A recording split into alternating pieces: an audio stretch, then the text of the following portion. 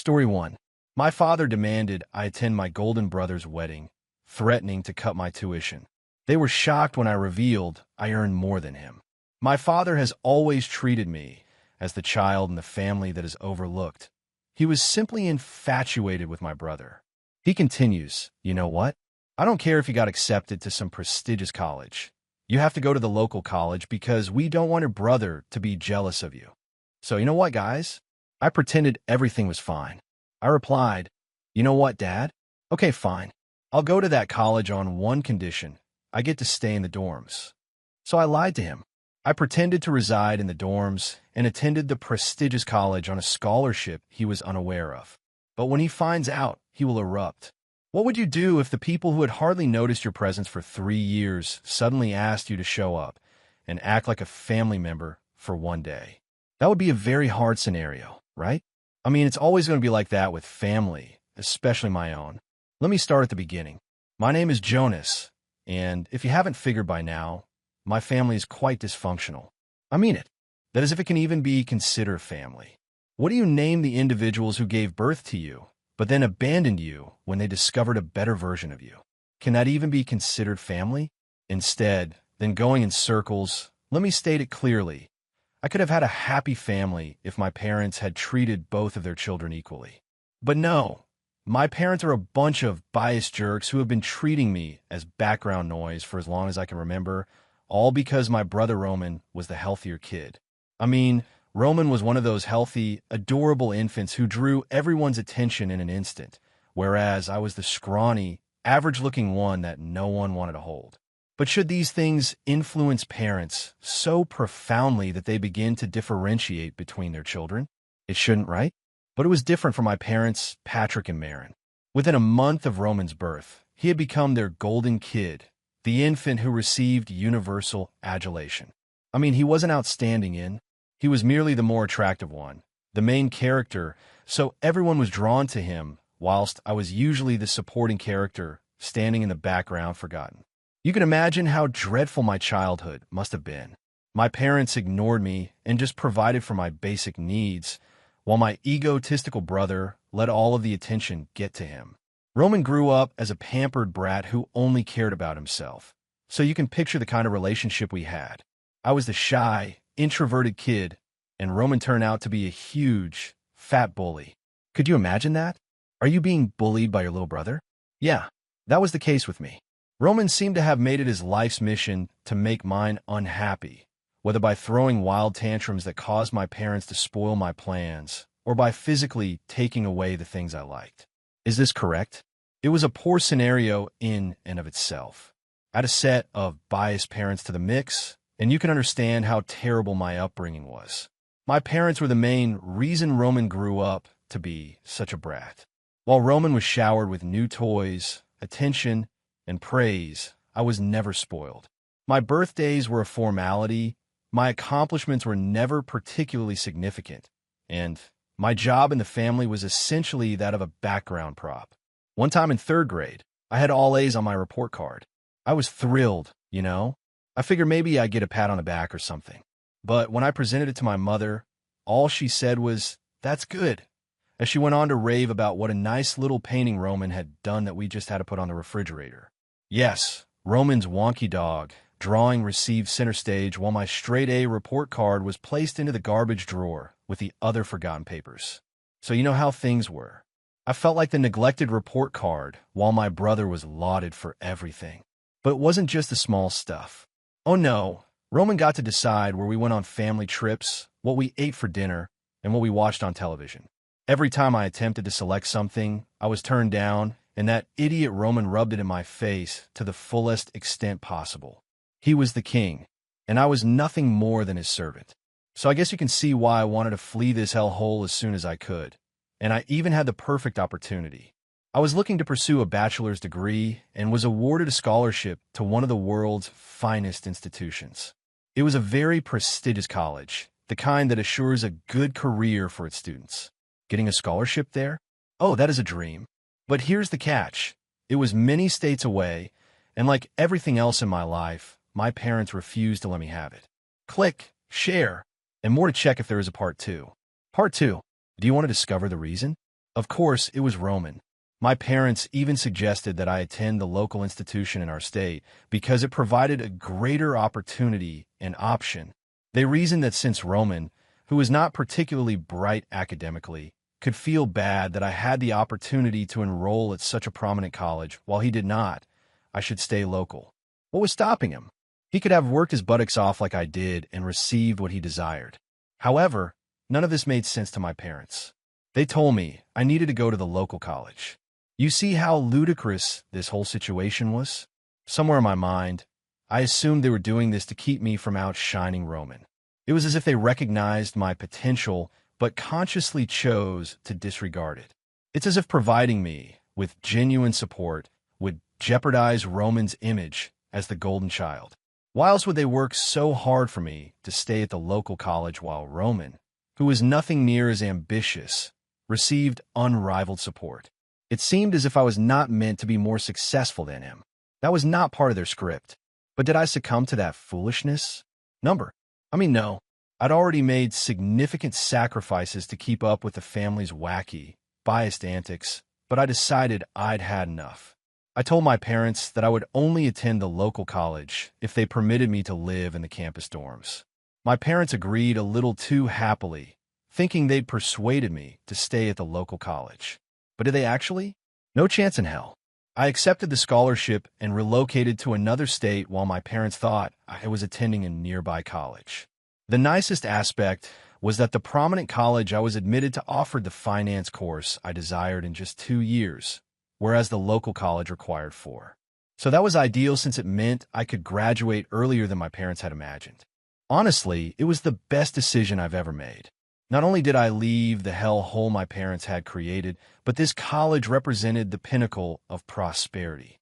I say this because shortly after graduating, I was offered a 6-figure salary and have been with the company for a year. Things are actually improving for me since I am on the verge of receiving a promotion. I did it all. The scholarship covered 70% of the fees, and I utilized the money my father contributed to meet other expenses. Now I'm having a fantastic life. My father continues to send me money, believing that I am a student at the local college, and I have not told him to stop. I know it's kind of terrible, but I consider it retribution for the last 3 years. I've had limited communication with my relatives. There were a few checkup calls here and there, as well as 1 or 2 trips to my home over the holidays to keep them from becoming suspicious. Aside from that, they haven't troubled me too much, and I've been able to avoid them by explaining that I've been busy with my studies. They don't seem to care anyway. Why should they? They had a golden child. Now, my parents benefited from the fact that the only person they had to care for was no longer in their lives. I was truly satisfied with the setup. It did hurt from time to time that my folks didn't notice I had moved states away, but the melancholy was offset by the relief of not having their toxic presence around me. Truth be told, I did miss having a family, not a dysfunctional one like mine, but rather the feeling of having a family who genuinely cared about me. Despite my friends and pleasures, I felt that something was lacking in my life. However, until this morning, it appeared difficult to correct. My father called today to tell me that Roman was getting married and that he needed me there a few days before the wedding to help with the preparations. I was taken aback. Was my father truly urging me to come home? I had been looking forward to this moment for a long time, especially since he told me I was part of the family and that he wanted everyone to be present for Roman's big day. I truly became emotional. My parents had never acknowledged me as a member of their family. They were primarily concerned with themselves and Roman. But now my father specifically wanted me to attend the wedding. It was overwhelming to receive appreciation from my parents. But then I remembered that these were the ones who had ignored me throughout my childhood. Even today, they were unaware that their eldest son lived states away. Do I really want to return to these people only to be disregarded again, as I have been my entire life? This is where I find myself in a quandary, and I'd like to ask you all, what would you do if you were in my shoes? I miss my sense of family, and it would be wonderful to have them care about me for once, but the prospect of returning back only to have my expectations shattered again terrifies me. Should I accept their invitation and attend my brother's wedding solely for the sake of family? Or should I stick to my commitment to live far away from them and not allow them to hurt me again. Before we get into that, it's been 2 days, and I've had plenty of time to consider what I should do. In the end, I decided to keep my peace. Even though some of you may disagree with my decision, I elected not to accept my father's invitation to Roman's wedding, and honestly, it feels like the best decision I have ever made. Spoiler alert, my parents haven't changed and never will. Let me continue where I left off in my initial post. After some thinking, I texted my father just saying that I wouldn't be able to make it. There is no lengthy explanation, no excuses. To be honest, I was not going to come. I expected some reaction, but I didn't expect the manipulation to start so early. Within an hour, my phone was flooded with text messages. First, my mother attempted to guilt trip me. She inquired if I truly wanted to miss Roman's special day, if I wanted to be that brother, and how disappointed Roman would be if I wasn't present. She went on to say how much it would mean to Roman if his older brother was there. Really? She also attempted to play the game in which you only got one family card. But here's the thing. Roman's big day meant nothing to me because Roman had never cared about any of my significant occasions. Not one. And yes, you only have one family. Part 3. But only if they behave appropriately, you know? So I informed my mother the same thing. I was not coming. When guilt tripping failed, my father resorted to his own bizarre tactics. He attempted to keep it calm at first, stating things like how families should stick together on situations like these. When I still didn't move, he decided to play dirty. He called and stated that if I didn't show up for Roman's wedding, they would cease paying my tuition costs. He stated they couldn't afford for people to gossip about how one of their sons wasn't present at such an important event. Essentially, they wanted to maintain the appearance of a happy family for their friends and neighbors. As is customary, everything revolved around appearances, not about me, not about Roman, but what about how the family was perceived by others. That's when I really lost it. I mean, how selfish could somebody be? Threatening to cease paying my education expenses just so I may attend a wedding? It was incredibly foolish, even more so given that I didn't care about any of the money they handed me. I responded by telling my dad, "Go ahead, stop paying the college fees. I'm not coming to the wedding, and nothing you say or threaten will change that." I still hadn't told them that I had graduated a year ago and was living states away with a six-figure salary and a life they could never have provided me. I didn't want them to know how good my life was or where I was because they would ruin everything that was going well. I know I have to tell them the truth, and I will do so shortly. But right now, I was having fun. My unwillingness to attend my brother's wedding despite my father's warnings enraged him.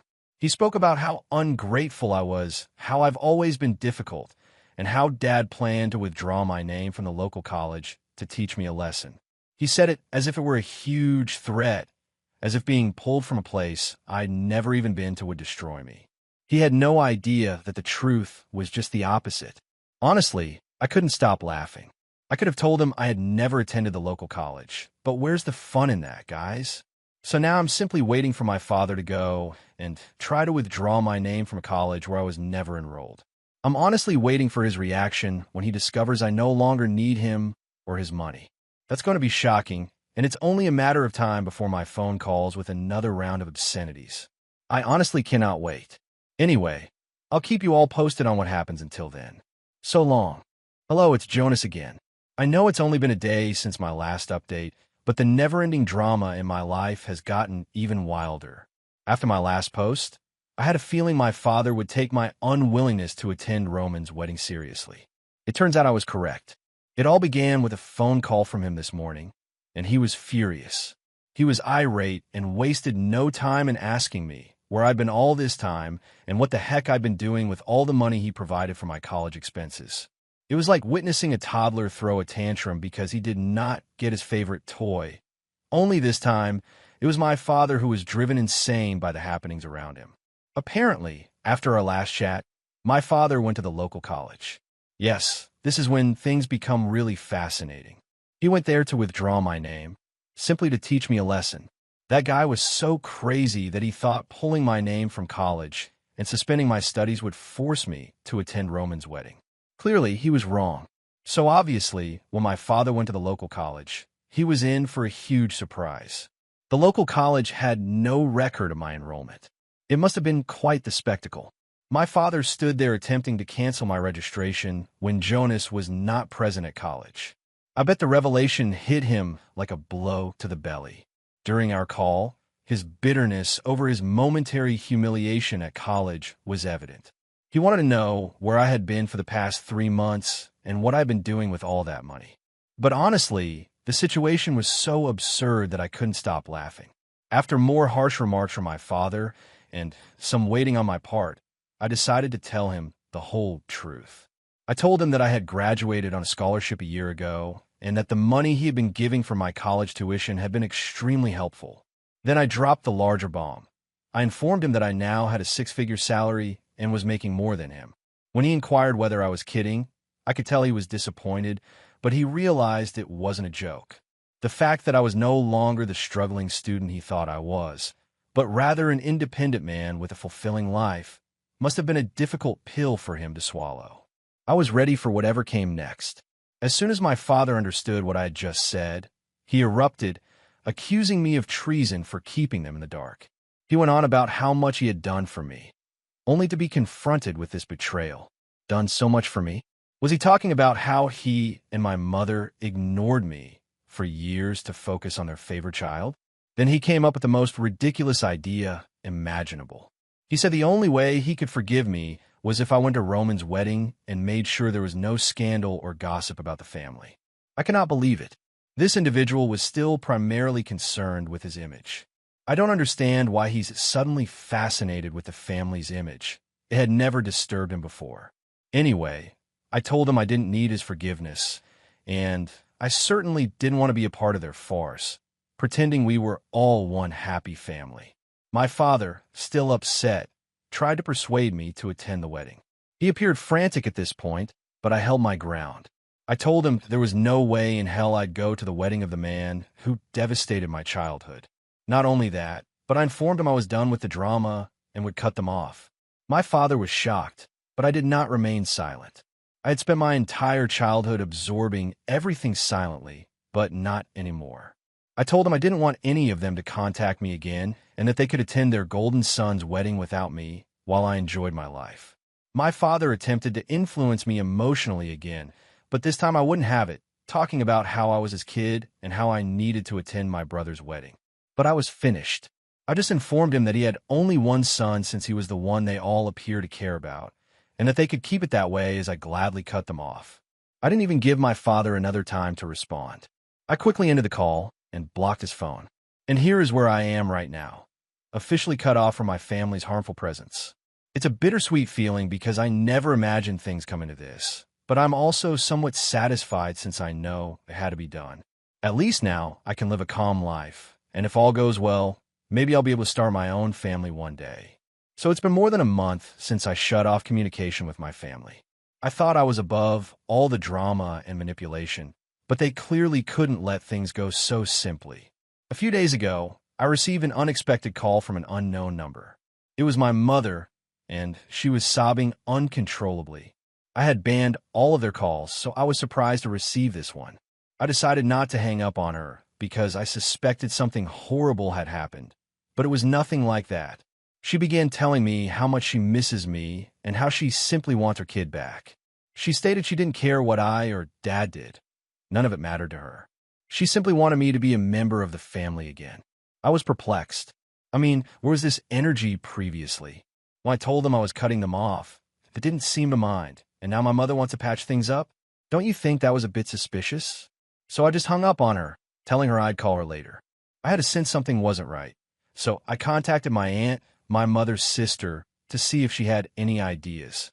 What she told me was bizarre, and it verified all of my suspicions. Apparently, Roman's wedding was a complete fiasco, a massive storm. His seemingly beautiful fiancée turned out to be a full-fledged fraudster. But before the wedding, she persuaded Roman, my parents, and a group of family members to put all of their savings into a dodgy, once-in-a-lifetime investment opportunity.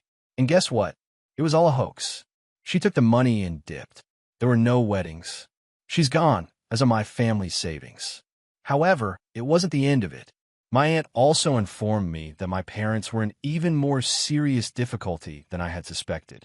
Apparently, my father provoked a disturbance with an employee in his family, resulting in a significant loss for his already dying firm. And then everything clicked for me. This is why he was so eager to invite me to the wedding. He wanted to salvage his image by demonstrating how much he treasured his perfect family and all those values. But of course, that did not work. This fiasco between Roman and his fiancée just added to the negative news.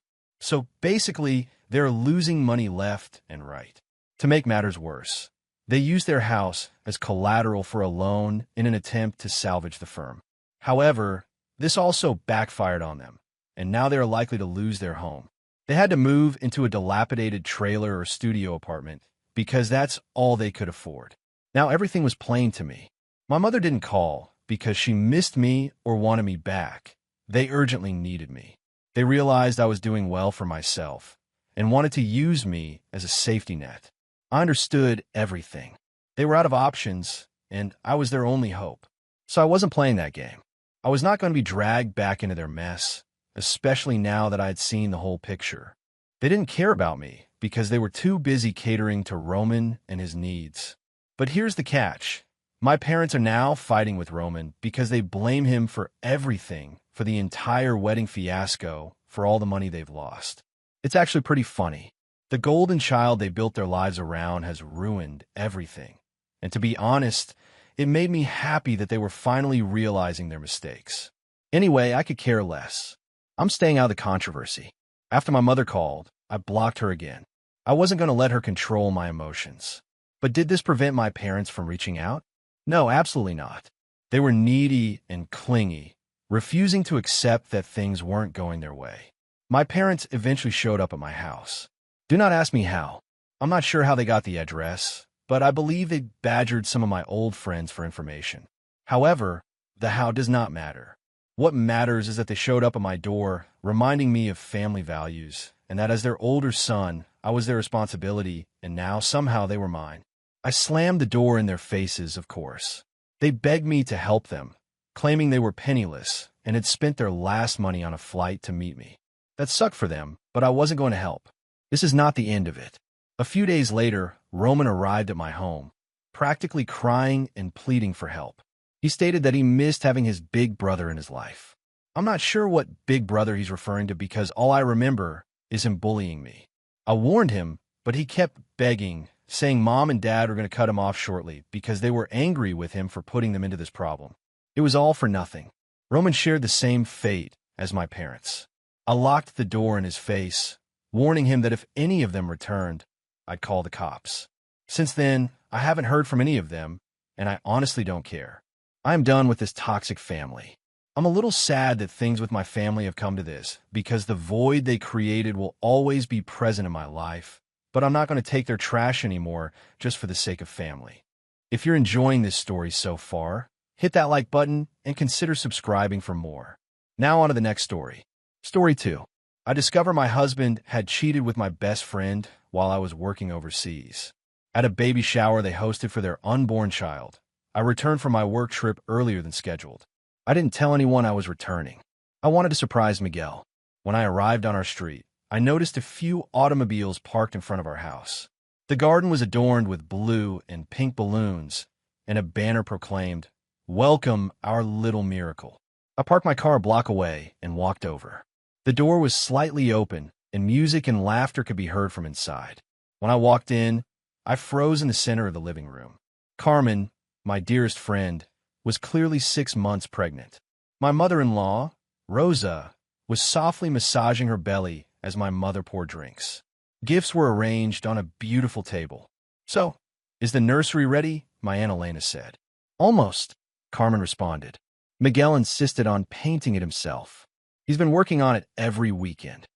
My spouse strolled in at that very moment, bearing more drinks. He approached Carmen and hugged her from behind, his hands resting on her stomach. "We just need to set up the crib," he told us. "We picked it out together last week." I watched as my mother stiffened when she saw me. She hurried over. "Anna, we weren't expecting you today," she said softly, taking my arm. "Let's go outside. We need to talk." I pushed free from her grip. Talk about what? I inquired. About how my husband got my best friend pregnant while I was working in another country. The buzz in the room subsided. Carmen was the first to notice me. Her face became pallid. Miguel stood motionless, his hands resting on her tummy. Anna, he started. Don't you dare.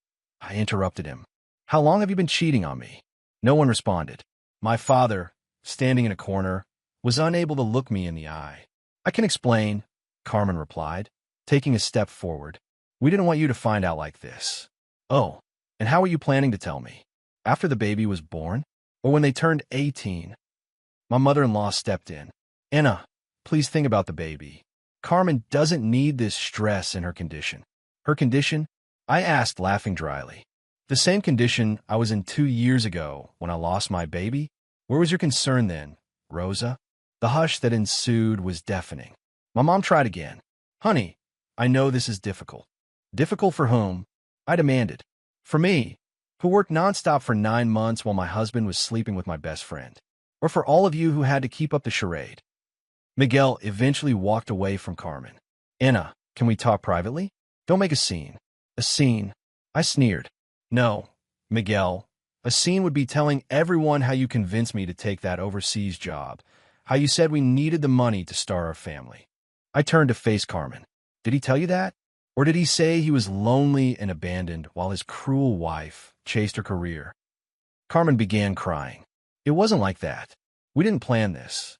Of course not, I replied mockingly. I suppose you just tripped and fell pregnant by my husband. These things happen, right? The visitors started shifting uncomfortably. Some grabbed their bags and prepared to go. My father finally spoke up. Anna, calm down. You're upset. Upset. I laughed bitterly. No, Dad, I'm perfectly calm. In fact, I'm grateful. My mother frowned, puzzled. Grateful, she repeated. Yes, I said, my voice steady, because now I see everyone for who they really are. My husband, the liar. My best friend, the traitor. And my family, the cowards who chose to protect this lie instead of me. I strolled over to the present stand and chose one at random. This one's yours, Mom, I said, holding it up. You bought a nice gift for your son-in-law's mistress's baby. Anna, please, my mother begged. I ripped the package paper open. The baby's attire was white with blue embellishments. How thoughtful, I replied, my voice full with sarcasm. I hope you kept the receipt. Miguel moved closer, attempting to take the gift from my hands. Enough, Anna. You're making a fool of yourself. Making a fool of myself? I snorted. No, Miguel, you did that all on your own, getting my best friend pregnant while I was paying all the bills. My mother-in-law stood up in indignation. This is too much, she exclaimed. Miguel was just looking for the happiness you couldn't give him. Always busy, always working. You're right, Rosa, I responded coldly. I was too busy working. Working to pay the mortgage on the house where your son was sleeping with my best friend. I gazed around the room. Every familiar face suddenly resembled that of a stranger. You know what? I said, you can keep the house, the furniture, the gifts. But Miguel, I suggest you get a good job, because you won't have access to my money anymore. Miguel's cheeks turned pale. What are you talking about? I'm talking about how, while I was overseas, I wasn't just working. I was also consulting a lawyer. I have proof of every penny I spent on this house, on you, on our marriage. I turned and went out of the house, not looking back. My hands were trembling, my breathing was uneven, but I refused to give up in front of them. They did not deserve to see my tears. I went away, ignoring the curious eyes of the neighbors who had most likely heard everything that had happened. I got in my car and slammed the door shut. My fingers grew white from the tight hold I had on the steering wheel. My vision had dimmed, but I refused to cry. I started the engine and drove away from that nightmare, with no destination or direction. My phone was full of messages. I missed calls from my mother. Miguel sent text messages. Even Carmen. Please, Anna, we need to talk. This wasn't supposed to happen this way. You don't understand the whole situation. Oh, I understood. I really understood. I realized that while I was working to support my home, family, and marriage, they were all together. Every time Miguel called and said he missed me, I knew he was telling a lie. I realized that whenever Carmen stated she was busy and couldn't talk, it was because she was busy with him. A nasty taste entered my mouth. Disgust. I'm disgusted with myself for not noticing it sooner. After driving for a time, I turned into the parking lot of an unrelated hotel. I needed someplace to breathe. I wasn't returning to that house. That house now served as a monument to my humiliation. I headed to the front desk and reserved a room for a few days. The receptionist gave me an odd look, possibly due to my untidy appearance, but handed me the key without asking any questions.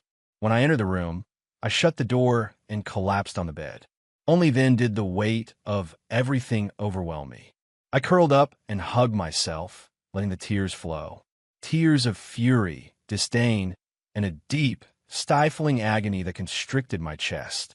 But I couldn't do this forever. I needed to do something. The next morning, I went directly to my lawyer's office.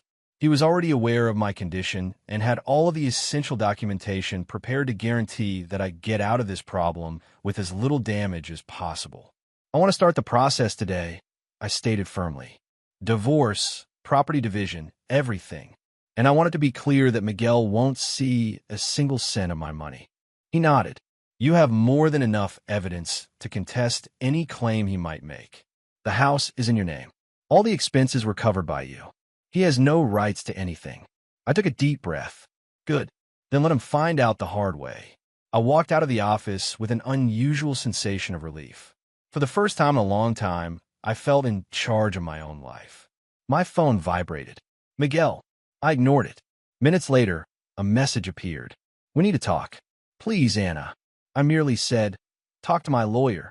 Days passed, and the calls and messages continued until one afternoon, while I was drinking coffee at a cafe near the hotel, someone approached my table.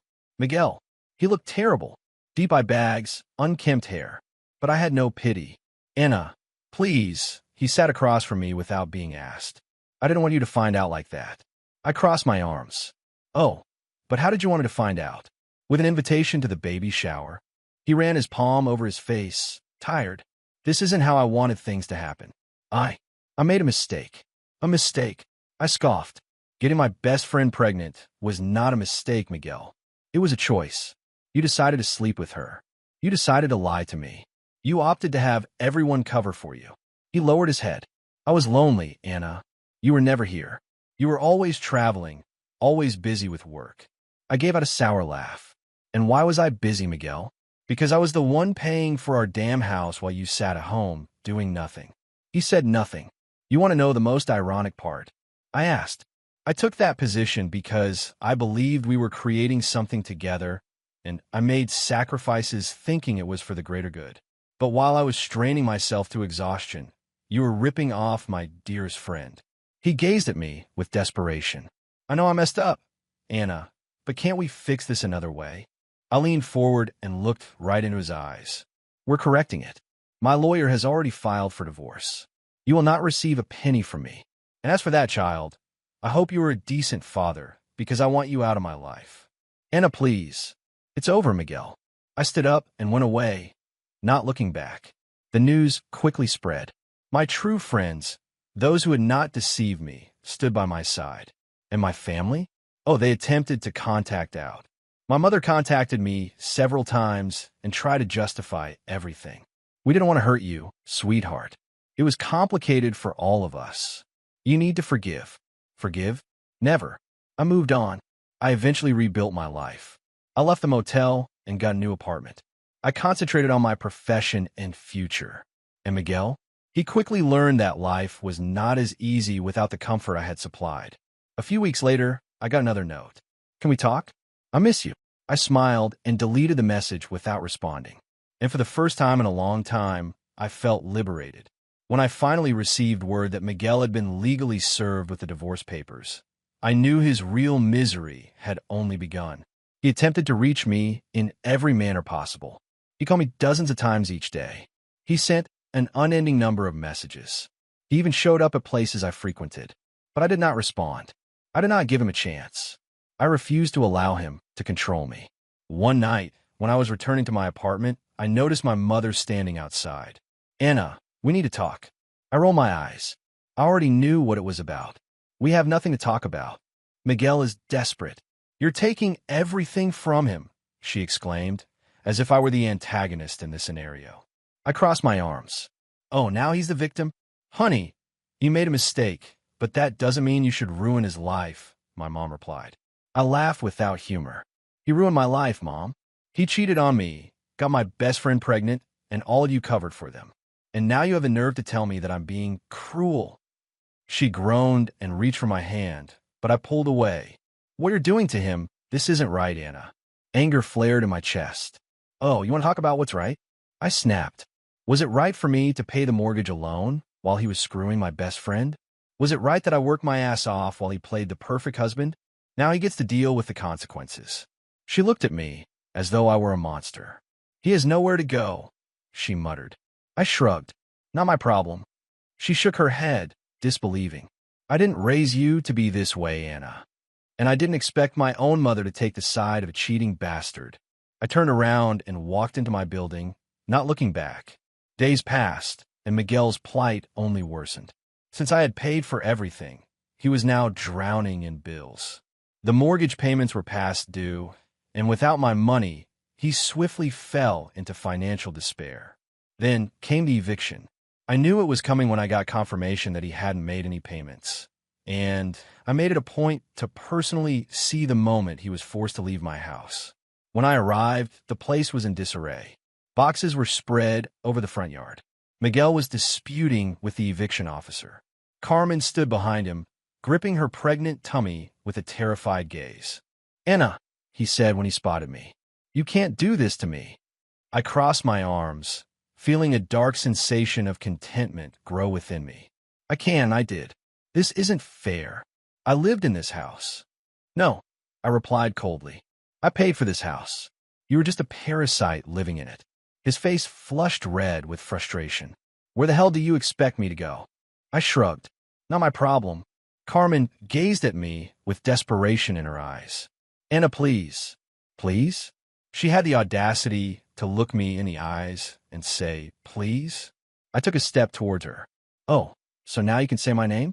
Before it was just, I hope she never finds out, wasn't it? She lowered her head. It wasn't supposed to be like this. But it is. And now you and Miguel have to deal with it.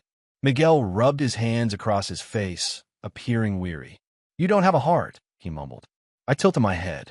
Funny, because you sure loved that heart when it was paying all your bills. He opened his mouth to argue, but then closed it again when the officer approached. Time's up. You need to vacate the property now. Miguel's expression changed to one of utter terror. He looked around and realized he was out of options. He grabbed a box and banged it on the ground. You just want to see me destroyed, don't you? I leaned in closer, meeting his stare without pity. Yes. He clenched his jaw and marched out, Carmen trailing behind him. I stood there, watching him leave, broken, homeless, and powerless.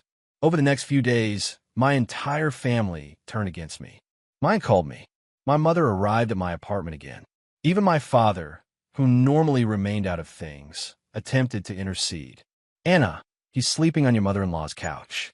Don't you think this has gone too far? No, Dad, I don't. Carmen is pregnant. They have nothing. Great, I remarked, my voice full of sarcasm. Then Miguel can finally do what he should have done a long time ago. Get a job. My mother threw up her hands, exasperated. You're obsessed with revenge, and you're obsessed with protecting a cheater. They couldn't change my mind. And Miguel? Oh, Miguel was in ruins. There was no home. There was no comfort. He no longer had access to the money he had been stealing from me for years. I heard from some mutual friends that he had started working odd jobs to make ends meet, but it wasn't enough. And then the unavoidable occurred. Miguel walked up to my apartment. He appeared unhappy, thinner, with black circles beneath his eyes. Anna, please. I have nothing left, he said. I stared at him. I know. I need help. I inclined my head and pretended to think. Like I needed help when I found out you were cheating on me. He closed his eyes, annoyed. I was an idiot. I know that. But I can't change the past. I crossed my arms. No, but you sure as hell can suffer in the present. His palms tightened into fists as he swallowed his pride. You don't have to be this cruel. Oh, but I do, I replied, my tone mocking. I learned from the best. With that, I slammed the door in his face. For the first time in years, I felt peaceful. Miguel was now discovering what life was like without me. And me? I was finally free. Miguel sunk deeper, exactly as I predicted. There was no home, no money, there was no comfort. He had transformed from a privileged, dependent husband to a desperate man who hopped from job to job simply to stay afloat. And me? I moved on. I did not feel sorry for him. In fact, every time I heard of another calamity in his life, I felt a strange kind of joy. It was a great taste of justice to know that all he had done to me would come back to haunt him. And then I got the finest news I'd had in months. Carmen has filed for divorce. I discovered it from an acquaintance, one of the few people who still dared to speak with me after everything had transpired. She ran into me in a cafe, paused for a bit, and smiled slightly before dropping the bombshell. She left him. I blinked. What? Carmen. She filed for divorce, and she wants alimony. I couldn't stop myself from laughing, and it was a big, true laugh from the core. Are you serious? I said, still chuckling. Dead serious. Miguel can't hold a stable job, and she doesn't want to be the one supporting him. Oh, the irony was great. Carmen had sworn Miguel was her genuine love. I worked hard to support him, but he clung to me like a parasite. I had now done the same thing to him as he had to me. I left him when he was no longer useful. And she wants alimony. I inquired, still beaming. Yeah, she claims he promised to take care of her, and now that she has a baby, she needs financial support. I couldn't stop laughing. Please tell me. I responded, chuckling. Does Miguel even have money to pay her? My acquaintance smirked. No, I lost it. Miguel hadn't simply lost everything I'd given him. Now, even the lady he betrayed me for was financially ruining him. Karma had come for him, and this time, he had no one left to leech from. I had to see it. The following week, I made an unintentional appearance at a location I knew Miguel still frequented, a dingy bar where we used to hang out, one of the few places he could still afford. He was sitting at the counter, resembling a ghost of his old self. Thinner, dark rings appeared under his eyes. His beard was untidy. Of course, he was holding cheap beer. I strolled in gently and took my time, then sat 2 seats away. He quickly noticed me. His expression hardened. What do you want? He asked quietly, his voice raspy and exhausted. Nothing, I replied, picking up my own drink. Just enjoying the view. He breathed deeply. Are you happy now? I sipped, enjoying the moment. Yes, very. He scoffed and shook his head. You think this is funny?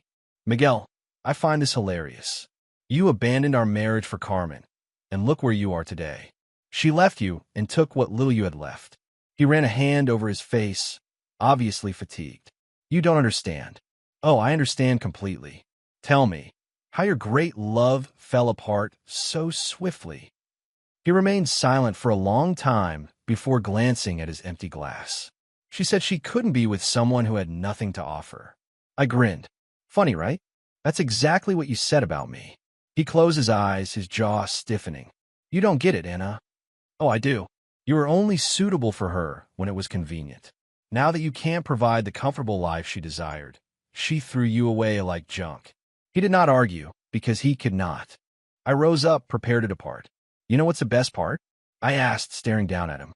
You deserve every bit of this. And I walked away, leaving Miguel to drown in his own despair.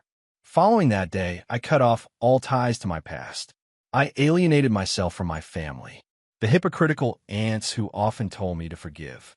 My mother insisted that I had gone too far. I owed nothing to any of them. I only owed myself. So, I started afresh. I completely reconstructed my life. I bought a new apartment exclusively for myself. I sold everything that reminded me of that miserable period in my life. I donated some items, others were burned. Miguel and Carmen were eliminated. I went out more. I met new folks. I enjoyed life without carrying dead weight on my back. For the first time in years, I had control over my life. And as I moved forward, Miguel kept falling apart.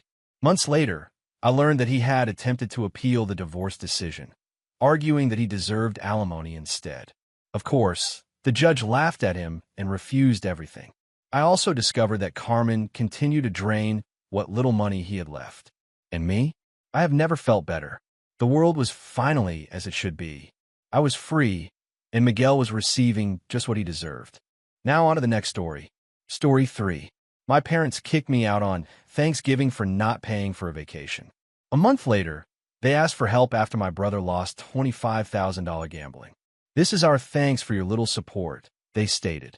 I told them I stopped paying the bills and fled, but they laughed. A month later, Thanksgiving was meant to be about family and giving thanks. Instead, my father looked me dead in the eye in the middle of supper and told me, "You have to leave." I froze, fork halfway into my mouth. "What?" My mother avoided my gaze. My younger brother and sister kept their heads down, pushing food around on their plates, as if they were trying to disappear. My father, on the other hand, appeared serene, as if he'd already made up his decision. "This is our gratitude for your small assistance," he remarked, shaking his head. I gave out a quick laugh, believing it was some sort of strange joke. "What the hell are you talking about?" My father reclined back in his chair, arms crossed. "You're not pulling your weight, Jack. You've been here for months, and we don't see much help from you." I stared at him. Am I not doing my fair share? I had been living with them for a few months, but I wasn't just sleeping on their couch. I held a full-time job. I bought groceries, not only for myself, but for everyone. I paid for takeaway when they didn't want to cook. I also paid my younger siblings' internet bills because they required them for school. And it doesn't include the times I provided my father with petrol money or auto maintenance when he grumbled about being short. I wasn't anticipating a prize, but being told I wasn't contributing at all? This was ridiculous. I scoffed. "Are you serious? I've paid for stuff." "Not enough," my father interrupted. "You're a grown man. You should take care of yourself." And that's when it struck me. It wasn't just about me staying at their house. This was about the talk we had a few days before. They had asked me to pay for the vacation. Not just a weekend getaway, but a full-fledged luxury resort with flights. They wanted me to pay for the entire thing. At first, I assumed they were joking. When I learned they weren't, I said no. My father's face darkened, and my mother gave me this look as if I had personally offended her. After that, things got weird. They stopped talking to me so much, and now they're kicking me out. I breathed slowly. "So, this is about the vacation, huh?" My mother pursed her lips. "Jack, family supports each other." I laughed. "Yeah, and what exactly have you done to support me?" My father threw his hand down on the table. "Enough. If you're not willing to help, then you can leave. Simple as that." I shook my head. "Fine, I'll go." I gazed between them. "And I'm done paying for everything. No more groceries, no more bills, no more helping out." That made my father giggle. "Go ahead, loser. See how long you last." I gazed at my younger siblings. My sister was staring at her plate. My brother would not look at me. Nobody would stand up for me. That night, I packed my belongings. It did not take long. I hadn't really settled back in. I'd always assumed this was only temporary. I discovered a cheap place in a neighboring town. Not fantastic, but mine. Then, for a month, nothing. No calls, no texts. I assumed they had washed their hands of me, and I was comfortable with that. Until one night, the phone rang. I noticed my mother's name on the screen. I nearly didn't answer it, but something told me it wasn't a random call. Something wasn't right. It had been a month since Thanksgiving, and I hadn't heard anything from them. Not a single call, not a single text. At first, I kept checking my phone, expecting my mother or perhaps my sister contact me to see how I was doing. Nothing. I told myself I didn't care and was better off, but it still hurt. I had spent months assisting them, ensuring my younger siblings had what they required, and paying for items without being asked. And once I stopped, it was as if I never existed. But after a while, I started to like the silence. My apartment was small and shabby, and I could hear my neighbors through the thin walls, but it was mine. Nobody asked me to pay for their groceries. No one expected me to pay their expenses. For the first time in months, my paycheck lasted. I could purchase something for myself without feeling guilty. Then suddenly my phone rang. I had just sat down with a plate of leftover takeout when I saw my mother's name flash across the screen. I simply stared at it for a second, perplexed. They hadn't called me since I left, not even to see whether I was still alive. And now, suddenly, they're reaching out. For a second, I considered ignoring it and sending it to voicemail, but something fell off. I sighed and responded. "Hello." There was a pause on the other end. Then my mother's voice came through, quieter than normal. Jack, we need your help. I nearly laughed. Now you need my help? What? Did your vacation plans fall through? I asked, not trying to mask my sarcasm. She did not respond. Instead, she simply replied, It's Ryan. That made me sit up. What about him? She paused. I could hear muted voices in the background, my father shouting something I couldn't understand. Then she explained, he lost $25,000. I felt my stomach drop. He what? He gambled, she acknowledged. I ran my fingers across my face. Ryan was barely old enough to drink, much less gamble. But $25,000? That was more than just a few hundred poker losses. This was serious. How the hell did he even get that kind of money? I requested an explanation. He borrowed it, she explained. Her voice crackled slightly. I closed my eyes. Jesus Christ. And now, she went on, he owes it all back. And we don't have it, Jack. We're completely out of money. I sat back in my chair, staring at the ceiling. A month ago, they laughed in my face when I declared I was done paying for everything. They had kicked me out on Thanksgiving, and now they're desperate for my assistance since my foolish brother has gotten himself into a huge debt. It would have been so easy to hang up on them and tell them it wasn't my problem, allow them to deal with it. But despite everything, I couldn't. Ryan might have been foolish, but he was still my brother. And if he did borrow that much money, it was not from a bank. This was horrible. I breathed slowly. I'm coming over. My mother's voice was filled with relief. Thanks, Jack. I didn't respond. I simply hung up, grabbed my keys, and walked out the door. I had no idea what I was entering into, but I knew that this was only the beginning. The drive back to my folks' place felt odd. I hadn't been there since the night I left, and I never expected to return so soon. The neighborhood looked the same. Even in late December, a few houses still had Christmas lights up. The same old, beat-up automobiles sat in the drives. Everything was exactly as I remembered it. However, it felt different. I pulled into the driveway and sat there for a while, clutching the steering wheel. Part of me wanted to turn back and drive away, but I sighed, exited, and proceeded to the front door. Before I could knock, my mother opened the door. She appeared weary. Jack, she sighed. Come in. I stepped inside. The house smelled the same, like cinnamon air freshener and whatever cheap candle my mother always bought. But the energy was utterly different. Ryan was seated on the couch, stooped over and staring at the floor. My father stood at the dining room table, arms crossed, appearing angry. Nobody spoke for a second. Then I asked, All right, someone tell me what the hell happened. Ryan did not look up. My mother sat next to him and caressed his back, like if he were a young child who had just skinned his knee. My father was the one who reacted. Your brother was an idiot. That's what happened. Ryan eventually spoke, and his voice was quiet. I didn't mean for it to get this bad. I stared at him. How do you accidentally lose 25 grand? He let out a nervous breath. It started small, just a couple hundred. Then I won big, so I kept going. He eventually looked up at me, his face palled. And then I lost everything. I shook my head. Okay, but you didn't have 25 grand to lose. So who the hell gave you the money? Ryan paused. My father responded for him. He took out a loan. Something about how he said it made my stomach turn. What kind of loan? My mother spoke up calmly. Not a bank loan. I felt my jaw tightening. So what? Some backroom loan shark.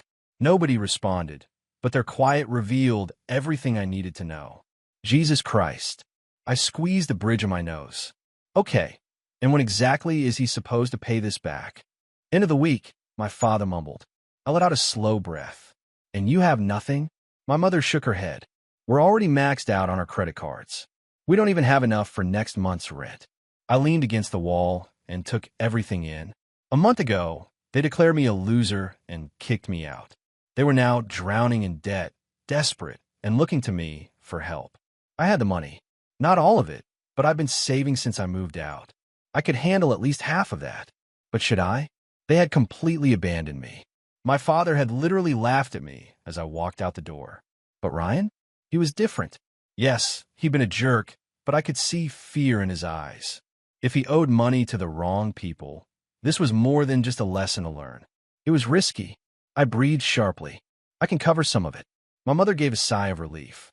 My father said nothing. Ryan only nodded, his gaze fixed on the floor. I'll wire you 12 grand, I announced. That's all I can do. My mother grabbed my hand. Thank you, Jack. I drew away. Don't. Just make sure this never happens again. I turned to Ryan. And you? You're going to pay me back. Every damn cent. He gulped heavily. I will. I did not believe him, but I'd deal with it later. For the time being, I had simply bailed them out, even though I knew I shouldn't have. I couldn't help but wonder if this would make a difference. Little did I know how incorrect I was. I wired the 12 grand that night. My mother nearly sobbed. My father whispered what I believe was a thank you, but he couldn't look me in the eye. Ryan only nodded, still looking sick to his stomach. I did not remain after that. I made it clear that this was a loan and not a gift, and Ryan would repay me. Nobody argued. As I drove back to my apartment, I reminded myself that I had done the right thing. It was not about my parents. It was about Ryan. He was my brother. And as much as I wanted to let them all sink in the disaster they created, I couldn't stand by and watch Ryan get harmed over something silly. A week has gone, then 2, then a month, and nothing. Ryan had not sent me a dime. No calls, no texts, nothing. I waited and gave him the benefit of the doubt. Perhaps he was back on his feet. Perhaps he was working things out. Then one day, I broke down and called him. He responded after a few rings. Hey, Jack. I got straight to the point. Where's my money? There was a pause. I don't have it yet. I clenched my jaw. You said you'd pay me back. I will, he replied promptly. I just need more time. I scoffed. More time, Ryan? It's been a month. You haven't even sent me 20 bucks. He became quiet. I could hear background noise, possibly from a video game. He wasn't even working, right?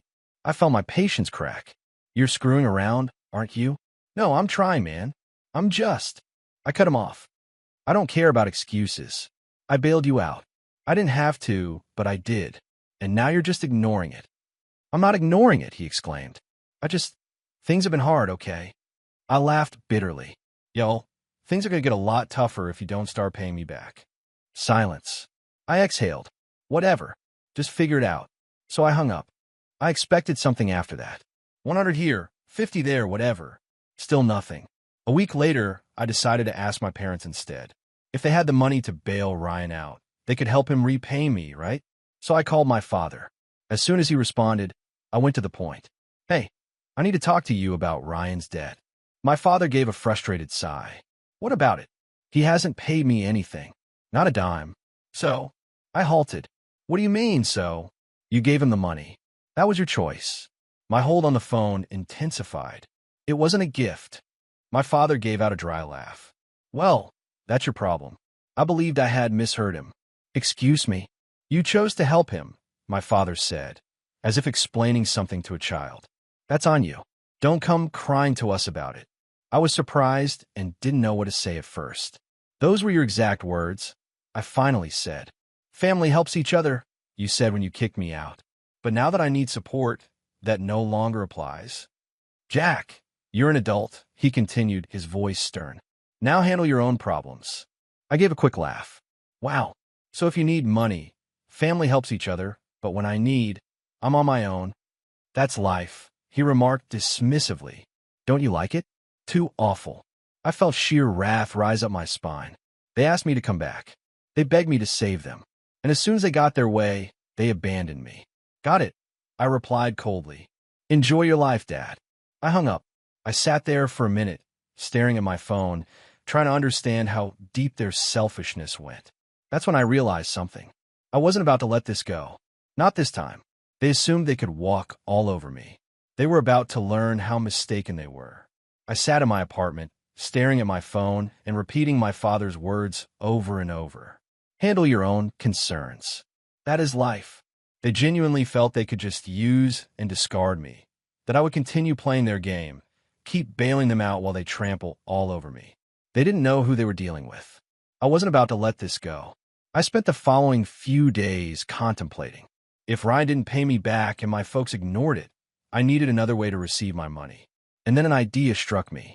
One so basic, I couldn't believe I hadn't thought of it sooner. I could still access my folks' Wi-Fi and cable accounts. I had set them up while I lived there, and the bills were always in my name because I was the one who paid for them. And guess what? They never updated the billing information after I departed. So I logged in and canceled everything. The internet is gone, cut off.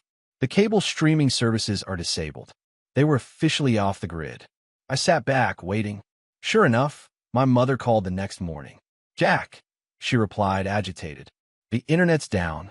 I pretended to be clueless. "Huh, that's odd." She sighed. "Could you look into this? Your sister has schoolwork, and we can't even watch television." I smiled. "Oh, I already know what happened." "What?" "I canceled it." Silence. "You what?" She finally spoke. "I canceled everything. Internet, cable, Netflix, and whatever else you were using is no longer available." "Jack," she gasped. "Why would you do that?" I slumped back in my chair. "I'm not sure. Maybe because I'm still paying for it. But your sister needs it for school." "Then maybe," I responded slowly, "you should pay for it yourself." I could hear my father in the background. "What is going on?" "Jack canceled everything," my mother hissed. "Good," my father said. "We don't need him." I laughed. "Yeah? Let's see how long you can do without Wi-Fi." My father grabbed the phone from my mother. "Listen, you little—" I hung up. This should have been the end of it, but I didn't know what would happen next. A few days later, when I got home from work, something seemed off. My apartment's door was unlocked. I always locked the door. Always. My stomach twisted as I gradually pushed it open. Then I saw it. My apartment had been wrecked. Cushions were thrown everywhere. My laptop was missing. My drawers were ripped open, and my television was gone. I stood there shocked. And then it struck me. This was not a random break-in. This was them. My family had broken into my house, and I just declared war. My heart pounded as I stood in the middle of my destroyed flat. My laptop is gone. My television is gone. Drawers were pulled open. Clothes were flung everywhere. I clenched my fist. I know who did it. This was not a random break-in. This was them. My own family. I took a big breath and called the cops. When the officer arrived, he took one glance at the mess and inquired whether I had any suspects. I did not even hesitate. "I think my parents and my brother did it." He raised an eyebrow. "Family," I nodded. "I used to live with them. They kicked me out, and now we're not on good terms." I detailed the entire thing: money, Wi-Fi, and debt. They most likely assumed this was vengeance. The cop took everything down. Then he posed the big question: "Would you like to press charges?" I paused. Not because I had reservations, but it was a major thing. If I filed charges, this would not be just a family drama. It would be real. But then I thought about it. They'd broken into my house, stolen from me after I helped them out, after I assisted them while they were deeply in debt. And the worst part? They presumably assumed I would do nothing, that I would simply accept the hit, as I always do. I met the officer's eyes. "Yes," I answered. The next day, the cops arrived at my parents' house. I was not there, but I got a call from my mother shortly after that. "Jack," she was practically screaming. "What did you do?" I slumped back in my chair. "You broke into my place. You stole my belongings. What the hell were you expecting?" "It wasn't a big deal," she responded. You just what?" I snapped. "Taught me a lesson? Did you take back what you believed you deserved? Tell me, Mom. Do you even feel horrible about this?" She became silent. Then, in a low voice, she added, "We didn't have to call the cops." I laughed. "Oh, so if I help you, I'm family, but when you rob me, I'm expected to let it go." "It wasn't robbery," she argued. "The cops disagree." She huffed. "Jack, we can fix this. Simply drop the charges." "No." Her breath caught. "What?" I said no. She gasped like if I'd slapped her. "Jack, this is serious. Your brother. I gave him 12 grand. I snapped. And he still hasn't paid me back. Now he's breaking into my home? I'm finished." Silence. Then she made one last move, the guilt trip. "Are you really going to do this to your own family?" I took a deep breath. "No, Mom. You did it to yourself." So I hung up. The cops discovered my television and laptop at a local pawn shop, sold under Ryan's name. That's all they needed. Ryan was caught for burglary, and my parents were charged as accomplices. My grandparents discovered out shortly after, and that's when things changed, because they were infuriated. For the first time in my life, my parents were about to experience genuine consequences. I didn't attend the court proceedings. I did not have to. The proof was incontrovertible. Pawn shop records, surveillance footage, everything. Ryan pleaded guilty, perhaps believing he would get off lightly. My parents tried to justify that they had no idea what he was doing, but no one purchased it. They all received probation, no prison time, but now they had a criminal record. And that? It was their problem, not me. The true repercussions occurred when my grandparents found out. I'm not sure who told them, probably one of my aunts, but when I received a phone call from my grandfather, I could tell he was furious. "Jack," he asked in a raspy voice, "is it true? Did your parents or Ryan steal from you?" "Yes," I answered. "It's true." There was a prolonged pause. Then, gently, he stated, "They will regret it." I'm not sure what happened after that, but my grandparents went to war. They absolutely cut off my parents. There will be no more aid with the bills. There will be no more covering up for them when they make mistakes. My father had always counted on them when things became bad, but now he was on his own. And the icing on the cake? My grandparents repaid me every single cent that Ryan owed me. They said they did not want me to bear that load, that I'd done more than enough. And they made one thing very clear. They were not doing this for my parents. They were doing it because I was the only one in the family who had performed ethically. That was the last time I spoke to my folks. Ryan texted me a half-hearted apology a few months later, possibly because my mother compelled him to do so, but I did not answer. After all of this, I realized something. I'd spent years attempting to assist people who would never aid me in return, and I was finished. Since now, I was not anyone's savior, not their safety net, not their ATM. I was going to live my life for myself. And if my folks get in trouble again, they could manage it on their own. Now on to the next story. Story 4. My parents abandoned me at 14. Now they're back, begging for help, but I found my true family with my brother and grandmother. I, 34F, am a New York-based illustrator for children's books. For 12 weeks in a row, my most recent series, Asterisk Dreams and Watercolor Asterisk, has been on the New York Times bestseller list. Major cities around the nation are currently hosting my gallery exhibition, Asterisk Childhood Memories and Strokes Asterisk.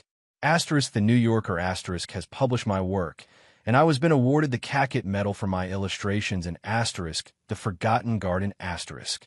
This level of achievement wasn't always the case. I was a 14-year-old girl who liked art 20 years ago, but I was always told it was useless. When my parents, 65M and 63F, unexpectedly showed up at my grandmother's house yesterday, while I was there during a break between exhibition tours, my past came rushing back. The same parents who abandoned me at the age of 14 and took my brother with them, leaving me alone in an empty house, were standing there, shouting my name with fake smiles and expensive clothing that bide their despair. Allow me to briefly introduce my family and our journey to this place. In Boston's cutthroat educational community, my parents exemplified academic elitism. After graduating from Harvard Medical School, my father published multiple publications in esteemed medical journals while working as a medical researcher at Massachusetts General Hospital. After graduating from Yale, my mother worked as an AP chemistry teacher at one of New England's most prestigious prep schools. They were adamant that a person's value was established only by their educational background and prospective earnings. From my very first recollections, our household seemed less like a home and more like a distinguished educational institution. Academic honors, medical journals, and achievement certificates dotted the walls. The topics of discussion at dinner included the most recent academic papers and Ivy League acceptance rates. In front of their equally aristocratic acquaintances, my parents paraded my brother's academic accomplishments at their many dinner parties. The jewel in their crown was my brother. He was prepared for medical school from the time he could read, as evidenced by his flawless SAT scores by his junior year, consecutive A's in every AP course, and his leadership of the math team and scientific club. Despite his innate academic prowess, I occasionally caught him yearningly gazing at the basketball court during his required study sessions. However, I was unique. I was drawn to painting as soon as I could grasp a crayon. I was using photos to create whole stories while other children were learning their ABCs. My artistic skills were recognized by my preschool teachers, but my parents disregarded them as cute but impractical. Despite their constant promotion of instructive movies and academic flashcards, I always returned to my sketchbook. By middle school, there was a huge difference between what my parents expected of me and what I actually experienced. My grades were extremely erratic. Even after hours of forced tutoring, I would hardly pass mathematics, but receive an A+ in literature when we studied poetry. My haven was art class. My parents never showed up for the ceremonies, even though I won the statewide Young Artist competition 3 times in a row. My first true supporter was Mrs. Thompson, my art teacher at Franklin Middle School.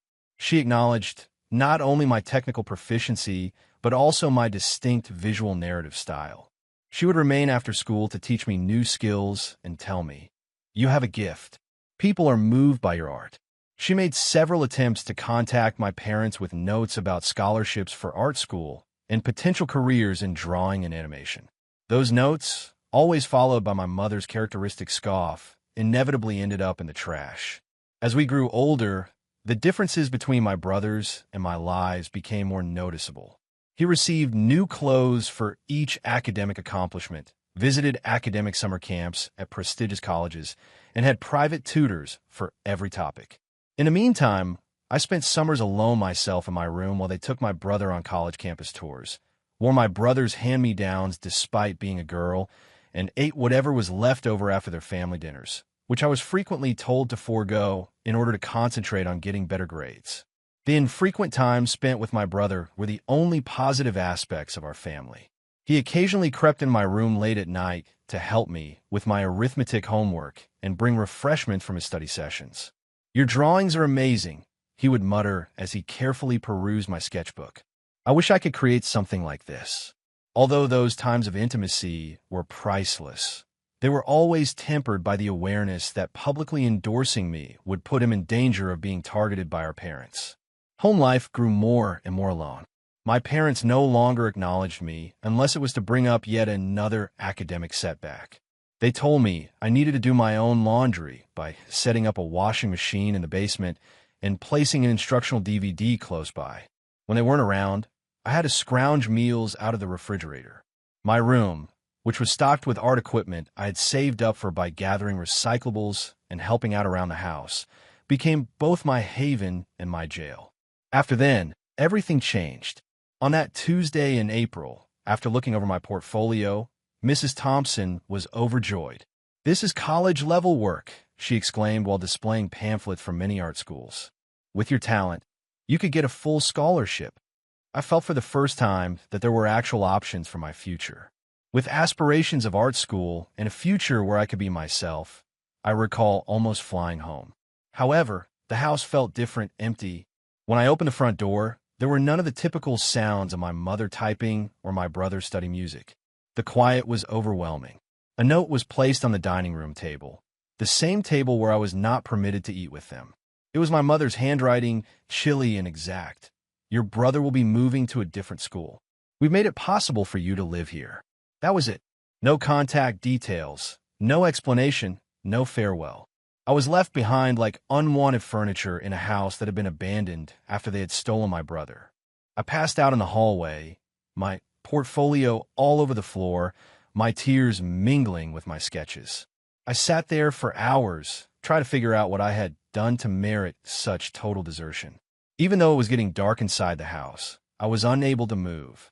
I mistakenly hoped that they would return, that this was simply some fancy lesson about academic dedication. As I heard every creak and moan of the house, practical concerns started to surface as the shock subsided. I was 14 years old. How was I to survive on my own? What about expenses for education, bills, and food? In my distress, recollection of my grandmother came to mind. We used to see her frequently before my mother and her had an inexplicable falling out. She was a foster home caregiver who never questioned my love of art and always had a special grin for me. I spent hours looking through old documents and cabinets before discovering an address book hidden under the landline phone. With shaking hands, I called her number, hoping it was still active. I started crying when her kind voice answered. I was able to describe what had transpired despite my emotions. "I'll come right away, sweetheart," she responded without hesitation, and I will never forget that. "Bring anything that is important to you." Considering that she lived 2 hours away, my grandmother came in record time. She remained silent when she saw me with my painting tools all about me, my clothing filthy, and my face wet with tears. She simply gave me a hug while softly caressing my hair in a way I had nearly forgotten was possible.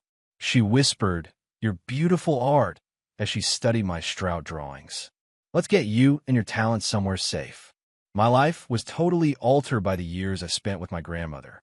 She resided in an ancient house surrounded by nature in a little hamlet in western Massachusetts. My new school was completely different from my previous one. It was smaller, more caring, and had teachers who valued me as a person rather than just my GPA. I was able to breathe for the first time. My grandmother used some legal wrangling to convince my parents to give minimum financial support. I later found out that she had threatened them with child services and public exposure, but that was all they were involved in. I never saw or spoke to them, and I never even got a birthday card. My granny turned into my conscious ally. Using materials she found at flea markets and yard sales, she converted the sunroom into an art studio. She used to say, "Art supplies are an investment in your future." Even in times of financial hardship, she helped me prepare my first portfolio, photographed every piece I made, and went to every art show. I saved every cent for art school by working part-time jobs throughout high school.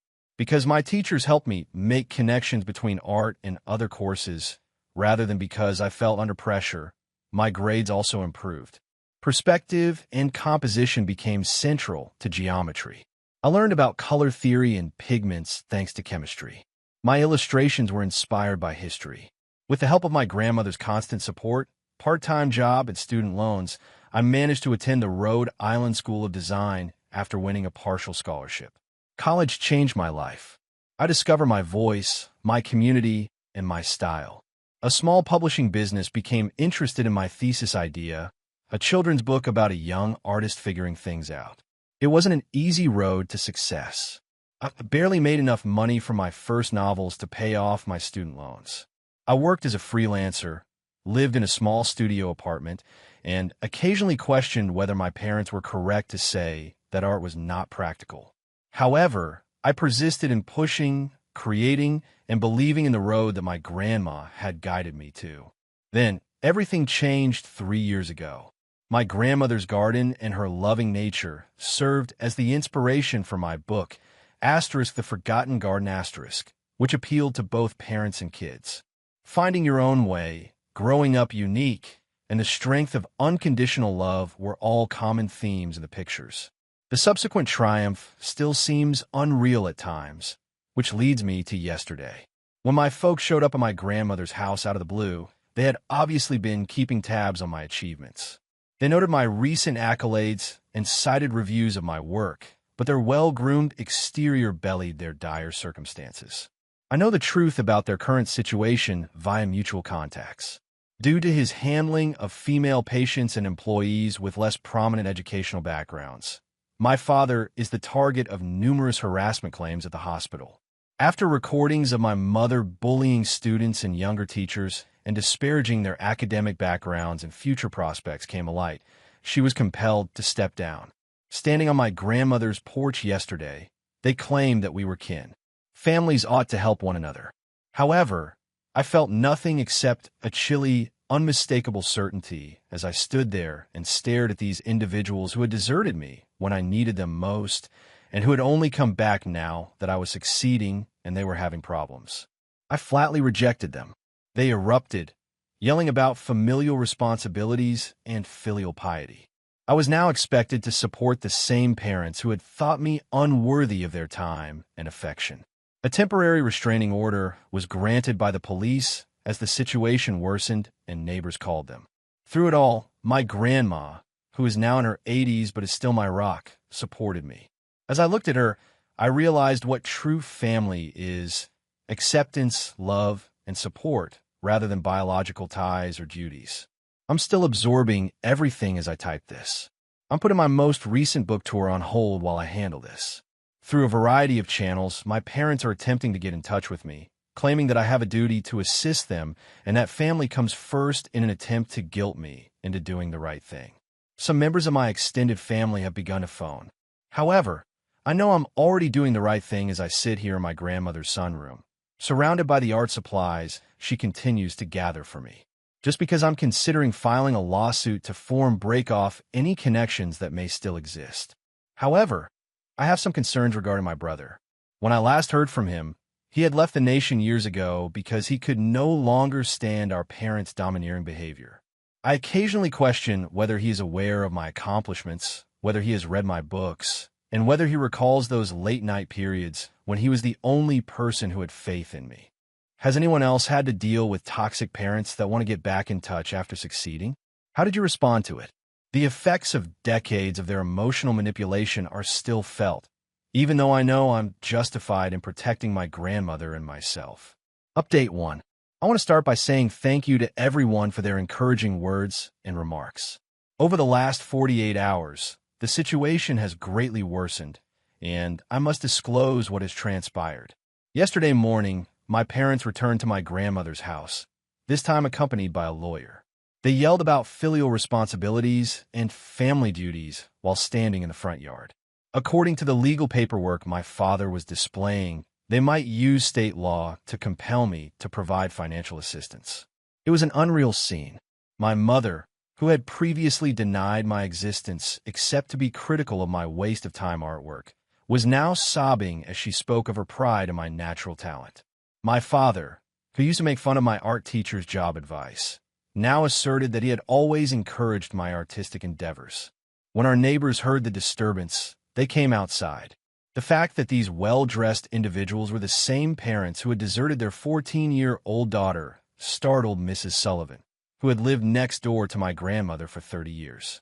While her husband began filming the incident, she promptly contacted the police.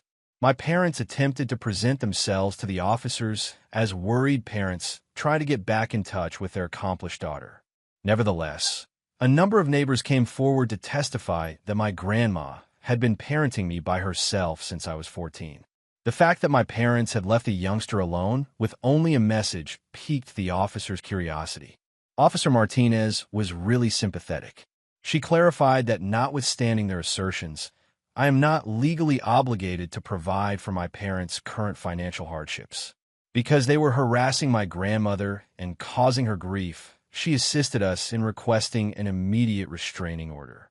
The most telling incident occurred when my father lost his temper with the cops and began to rant about academic credentials and how he couldn't comprehend how his failure of a daughter had outperformed him.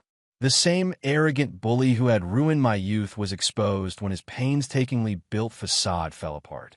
Our neighbors set up a makeshift neighborhood watch when they were forced out. They have agreed to record any further attempts to get in touch and are keeping a watch on my parents' automobile for our records. Mrs. Sullivan even sent us security camera footage. We have a compelling case for a permanent restraining order, according to my attorney. She's also looking into the possible legal repercussions of their leaving me when I was a kid. Although I have no interest in filing charges, she believes that knowing this information could deter them.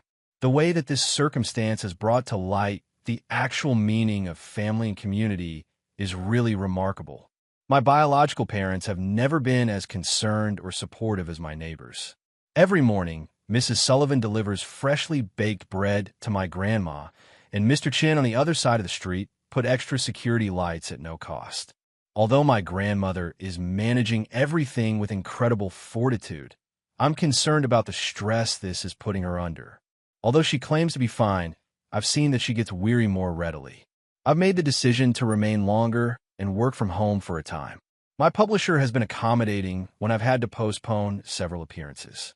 The complicated feelings this evokes are the most difficult aspect. Even while I'm adamant about my choice, a tiny part of me, that 14-year-old girl who was abandoned, still wants to know why. Then why wasn't I good enough? Why are they just interested in me now? I know I'm making the correct decision, though, when I think of my grandma, who loved me without conditions when they were unable to love me at all. This is the subject of a new art series I've started, therapeutic drawings that express feelings I find difficult to express. Sometimes, just like when I was 14 and first moved into her home, my grandma watches me work. Asterisk, they may have given you life, but you gave yourself permission to live it, she stated yesterday, and that truly resonated with me. Many have inquired about my brother. Even though I don't communicate with him anymore, this circumstance has caused me to think about him a lot. I hope he's discovered his own way to liberty. Today, my brother showed up at my grandmother's place, which was unexpected. I nearly didn't recognize him at first because of how much he's changed. He has a photographer's tan from working outside, and his hair is longer and pulled back in a casual ponytail. However, his smile matched my memory exactly.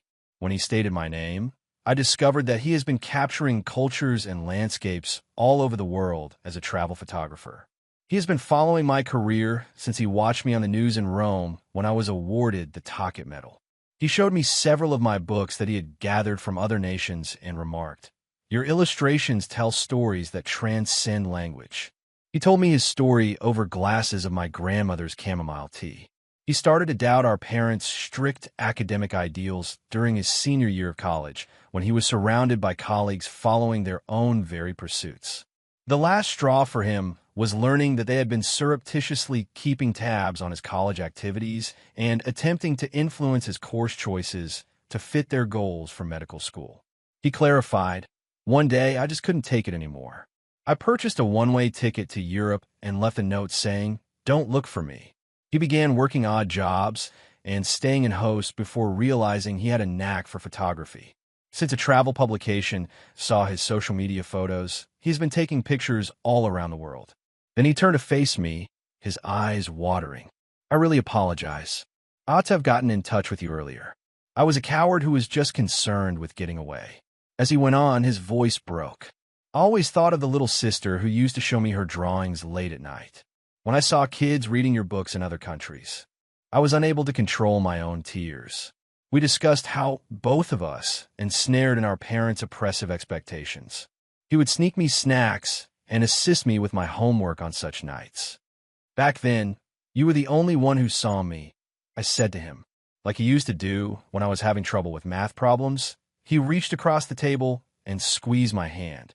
He also discussed his knowledge of our parents' demise. After he left, their behavior seemed to have gotten worse. They became more and more oppressive at work without either of us to keep them in check. While Mom's verbal abuse of students and younger teachers finally caught up with her when someone filmed her outbursts, Dad began to harass female patients who didn't reach his educational standards. Occasionally, my grandmother wiped away tears as she observed our reunion from her favorite armchair. She disappeared into the kitchen to make her unique candied sweet potatoes, which she used to make for our infrequent visits as children when we inquired about lunch. The flavor reminded us of the good old days before our parents' greed ruined everything. We discussed future plans over dessert. The location of my brother's upcoming photographic project is only a few hours away in New York.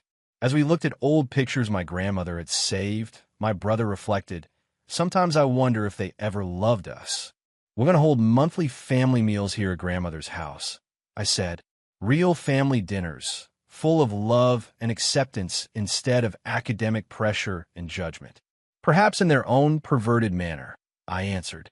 "But they were more in love with their conception of success." He nodded, fully comprehending. "No more 20-year gaps. Okay," my brother said as he gave me a hard hug before he left. "Little sister, you're trapped with me now." I was at ease with my choices for the first time since our parents returned. We came here because of their desertion to a freedom and familial connection they could never comprehend. After he went, my grandmother said it best. Families are sometimes made, rather than born, founded on understanding, love, and second chances. She's correct, as usual. Our parents attempted to mold us into their ideal of success, but life had other ideas. Through the lens of a camera, my brother discovered his art. Illustration helped me discover mine. Together, we discovered the true meaning of family. I appreciate all of the encouraging remarks. Yes, the restraining order against our parents is still in effect. Even though our new family is smaller, it has a stronger foundation than any degree could ever offer. 2 weeks have passed since my brother's unannounced homecoming, and I feel ready to finally discuss how things have calmed down. A lovely event that encapsulates our new reality occurred today. On the few occasions that our parents would allow us to visit as children, my grandmother would prepare her special candied sweet potatoes, which she surprised us with. As she placed the dish on the table, she exclaimed, her eyes sparkling. "I've been waiting years to see you two share these again." My brother and I looked at each other and giggled as we recalled how, when our parents weren't there, he would covertly store some for me. Through mutual contacts, we discovered more information about our parents' current circumstances over the sweet potatoes. The whole story is worse than we first believed. In addition to his unwanted approaches on female patients from what he deemed to be suitable academic backgrounds, Dad's harassment at the hospital was not limited to his educational background. In the meantime, Mom's bullying at school had gotten so bad that a number of pupils had anxiety disorders, which prompted several parent lawsuits. They no longer have any criteria by which to evaluate other people. After numerous complaints, the medical board withdrew Dad's license, and Mom lost her job when recordings of her criticizing younger instructors for having inferior degrees went viral in the educational community. They had to pay large settlements as a result of the cases, which depleted their pensions and savings. They now hold entry-level positions under managers they previously would have written off as having poorer academic credentials. Mom works in administration at a community college, while Dad stocks shelves at a chain of pharmacies, both of which are run by managers with only a high school degree. As my brother put it, maybe they'll finally learn that human value isn't measured by degrees. It's a particularly ironic turn of events, to be honest. We don't care about their demise anymore. Our goal is to use the ashes of our history to create something fresh and lovely. Today, my brother came up with a fantastic idea. Every month, we will gather at our grandmother's house for authentic family dinners, free of academic scrutiny, over meatloaf and without any exclusions. He is moving to New York, which is only a few hours away, to establish his photography business. He claims that observing our grandma with us served as the inspiration for his most recent project, which documents intergenerational family ties across cultural boundaries. I'm doing the illustrations for a brand new children's book about discovering your real family. Indeed, there is a charming grandmother figure who bakes enchanted sweet potatoes. In addition, our grandmother is thriving now that we are both here. The sketches I thought were lost forever, and the covert pictures she took of my brother playing basketball when he should have been studying were among the old artwork and pictures she retrieved from a box today. She informed us, "I always knew you both had different dreams. I simply awaited the day when you could follow them without restriction." We rummaged through the box for hours, resolving old wounds and exchanging stories. While studying late at night in his room as children, my brother discovered a sketch I had done of him. I discovered a picture he had surreptitiously shot of me sketching in the backyard, fully content and coated in chalk dust. Over the years, our grandmother had kept these fragments of who we really were. There is no greater contrast between our current gathering and our previous family dinners. Rather than a tense quiet punctuated only by questions about grades and test scores, our discussion flowed freely, alternating between our grandmother's soft advice, my brother's travel adventures, and my most recent illustrations. The sweet potatoes, which somehow taste much better than we remembered, brought us to tears of laughter. My brother and I assisted in cleaning the kitchen as the evening came to an end, something our parents would never have permitted us to do as it interfered with our ability to study. With tears in her eyes, our grandmother observed us working together. "This is what family really means," she declared. "We have made the decision to keep the restraining order against our parents in place. Their persistent efforts to get in touch with us via different channels have only made us more determined. They had their opportunity to be family, as my brother put it. Instead, they opted for intellectual prominence. In the future, we intend to remodel a portion of Grandma's home after relocating here. I set up a proper art studio in the sunroom, where I originally began drawing, and my brother is turning the old study into a dark room for his photography. These stand for everything our parents attempted to stifle: our genuine selves, our true passions, and our true skills. As we were leaving tonight, our grandmother said it best: families are sometimes made, rather than born, founded on understanding, love, and second chances. She is correct, as usual. Our parents attempted to mold us into their ideal of success, but life had other ideas. Through the lens of a camera, my brother discovered his art. Illustration helped me discover mine. Together, we discovered the true meaning of family. We are grateful to everyone who has supported us and followed our tale. We serve as evidence that sometimes the first step to discovering your true family is leaving a toxic one. In response to inquiries concerning legal problems, we have not had direct communication with our parents, but we do maintain both restraining orders. Even though our family is now smaller, it has a stronger foundation than any degree could ever offer. Now on to the next story. Story 5. Zhao locked me in a closet at my baby shower because she couldn't handle the fact that I was giving my grandchildren before her. Hi, so I'll get right into it. I've always had a very weird equation with my sister-in-law, and recently something happened that kind of pushed me over the edge, and not just me, literally everyone in the family. I, 28F, have been married to my husband, 28M, for 3 years, and we have been together for 6. A couple of months ago, we found out that we were expecting our first child together, and we were thrilled about it. A few days ago this week, we decided to have a baby shower and invited our families and friends to our new house for the event. My sister-in-law, Connie, 30F, and her husband were also invited to the event. Connie has been with her husband for 8 years and married for 5, and they've been trying to have a baby for a really long time, but haven't been successful. Recently, they started their IVF treatments because even though neither of them had any fertility issues, they were still struggling with conceiving. Had she been a better person, I might have felt bad for her, but after what she did recently, I'm glad that she hasn't been able to conceive yet because she's crazy and honestly doesn't deserve to be a mother. Connie and I don't really get along, and I would say that it's her fault because I've always been cordial with her, but she just has a weird attitude about everything. Earlier, she used to be nice to my face, but I had heard from several of her family members that she constantly put me down behind my back and made fun of a lot of things about me. So, I slowly distanced myself from her, and then eventually we got to the point where we were only nice to each other for the sake of our family, and nothing more. So, inviting each other to events was more of a formality, and we knew it.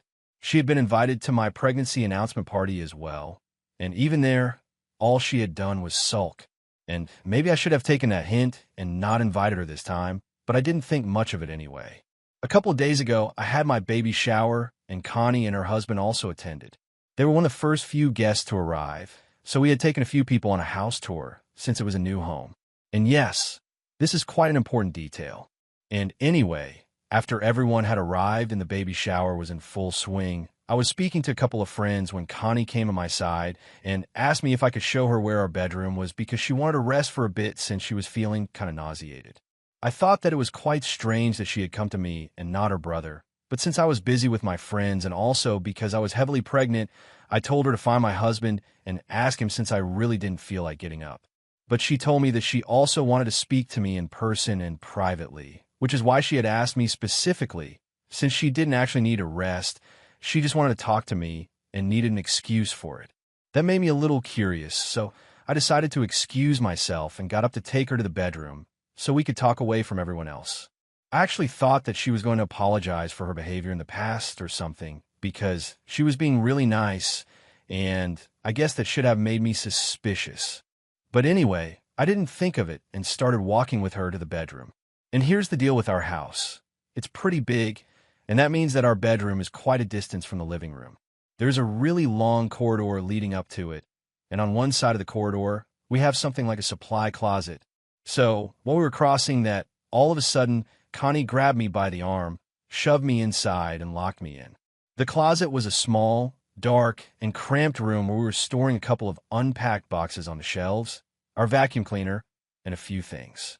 We hadn't yet installed lights in that room, and there was no ventilation apart from a tiny window that was situated really high up in the wall. Everyone in the family knows that I suffer from severe claustrophobia, so a room like that is pretty much the stuff of my nightmares. I started panicking as soon as Connie shoved me into the room, and I kept banging on the door and telling her to let me out. But I knew that there was no point because she must not have stayed outside the door for long, and there was loud music playing in the living room where everyone was sitting because we wanted the baby shower to be fun for everyone, and it was more of a party than a shower. Besides, even without the music, There were a lot of people in the living room, and I'm sure they couldn't hear me above the conversation because the supply closet was a little distance away from the living room. In spite of that, I kept banging on the door and screaming for someone to come help me until my voice gave out, and I honestly don't remember what happened after that. I guess I must have fainted because of my claustrophobia, since the only thing I remember after that was waking up in the hospital. Thankfully, I was lucky enough to be found about 20 minutes after I'd left the living room since it was time to open the presents, but I wasn't even there, so people came looking for me. Apparently, after Connie had returned to the living room without me, she had told my friends that I needed to rest for a bit, and that's why I had chosen to stay in the bedroom, and had sent her back to tell them. A pregnant woman choosing to take some time away from party so she could rest wasn't all that strange. So nobody raised any questions because what Connie had done was so absurd, it hadn't even occurred to anybody that she might have been lying. And then eventually, when it was time to open the presents, people started looking for me, and my husband started panicking when he realized that I wasn't in the bedroom like Connie had said. He had the good sense to check the supply closet, and in there he found me on the floor unconscious. It didn't even take a second to call the ambulance, so he could rush me to the hospital because he thought that something serious had happened, and I had fainted because of some pregnancy-related complications since I hadn't even woken up when sprinkled with cold water. Our families drove behind us, and my sister stayed back home to handle all the guests. Until we reached the hospital and I regained consciousness, nobody discussed exactly why I had been in the supply closet in the evening, even though I'm the kind of person who refuses to enter that space while there is daylight because of how cramped and small it is. I remained unconscious for about 10 minutes, and when I woke up in the hospital, which is luckily just a few minutes away from our home, they ran some tests and stuff before telling my family that there was nothing they needed to be worried about. I'd just been knocked out cold because I had probably been in a very stressful situation and my blood pressure had dropped to a dangerously low level. That bit wasn't surprising because ever since I got pregnant, I had been having a lot of trouble with my blood pressure and the way it was fluctuating constantly. And I guess the claustrophobia and the panic attack must have triggered me somehow, which is why I ended up fainting and remaining unconscious for 10 whole minutes. After I came to my senses, they took me home, and my sister made sure that all the guests were served food and told them that I was completely fine so they wouldn't worry.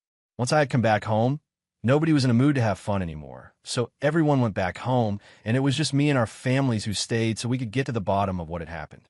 I felt exhausted, so even though I remembered exactly what had happened, I was in no mood to relive it, and I just wanted everyone to leave so I could go to sleep.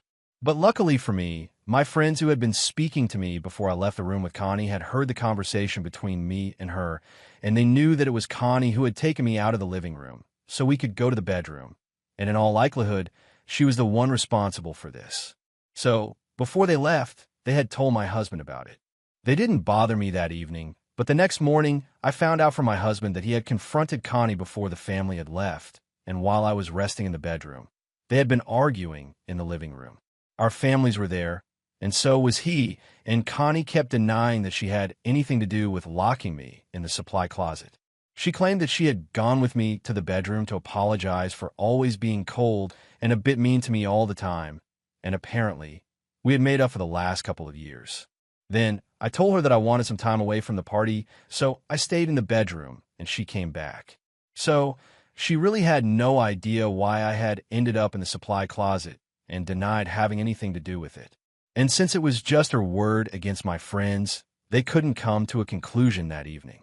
But the next morning, I woke up in a much better condition, and after breakfast, my husband asked me what exactly had happened, and I told him everything. I told him I had kept banging on the door of the supply closet and begged Connie to let me out, but she probably hadn't even been there to hear me. He was furious and called the rest of the family over once again so we could deal with the situation. This time, I was present as well, so she couldn't deny what she had done. I remember that morning, Connie showed up looking really sick and pale because she probably knew that she was screwed. Her husband also looked worried, but I don't think that he knew exactly what his wife had been up to. Anyway, I recounted what had happened that evening and confirmed the fact that Connie was the one who had pushed me into that closet and left me there. Everyone seemed horrified, and nobody really knew what to say because I don't think anybody wanted to believe that somebody they had known for so long was capable of doing something so horrible. Truth be told, I get that because no matter what kind of relationship I had with Connie, even I had found it very difficult to believe that she had done something so unhinged. But that was the truth. She had tried to harm me on purpose, and I didn't even feel safe around her anymore. After I was done talking, my mother-in-law, Pam, was the first one to speak up. She sounded really disappointed and resigned, and said that she should have seen this coming because for the past couple of months, Connie had been absolutely livid with me. The reason for that was that she felt like I was rubbing it in her face, the fact that I was pregnant before her, even though she had been married for longer than me. She had even said that she was very unhappy with the fact that I would be the first woman in the family to give Pamela a grandkid and not her. But Pam thought that these ramblings against me were just harmless and petty, so she never brought it up with us. But she had no idea that Connie would go out of her way to do something like this out of anger and jealousy. At that point, Connie started crying and said that she hadn't done this out of anger, but it was only meant to be a harmless and innocent prank. She claimed that she had no idea that this was going to go so wrong, and she had actually intended on just leaving me locked in there for a couple of minutes as a prank, and then she would let me out and apologize for not just locking me in, but for her behavior towards me for the past couple of years. She said that she had completely forgotten about the fact that I was severely claustrophobic, and when she realized that I had fainted in the supply closet, she knew that people would think that she had done this on purpose. And that's why she had chosen to lie about the previous night, because she was scared of the consequences. But now, she did not want anyone in the family to misconstrue what she had done, and she had done it. So, she insisted that it was just a prank, and she didn't really intend to harm me. Unfortunately for her, nobody really believed her because, well, it wasn't very believable. And I was very pissed off that she had put me through so much just because she was upset that she wasn't getting pregnant, as if it was my fault. I hadn't even been rubbing anyone's face like she was saying. I had only held a pregnancy announcement a couple of months back, and now this baby shower. As far as I'm concerned, these are very common events pregnant people host, and they are not meant to rub the pregnancy into anyone's face. If that's how she felt, that was her own fault and insecurity showing. Also, what she had said about me being the first woman to give Pamela a grandkid was just disgusting because this wasn't a competition or a race. The bottom line was that she was upset that she hadn't had any luck in getting pregnant, and I hadn't even been trying, but I still got pregnant. And it sucks for her that she's having to deal with fertility issues in spite of having all normal results, but that's really not my fault or my problem.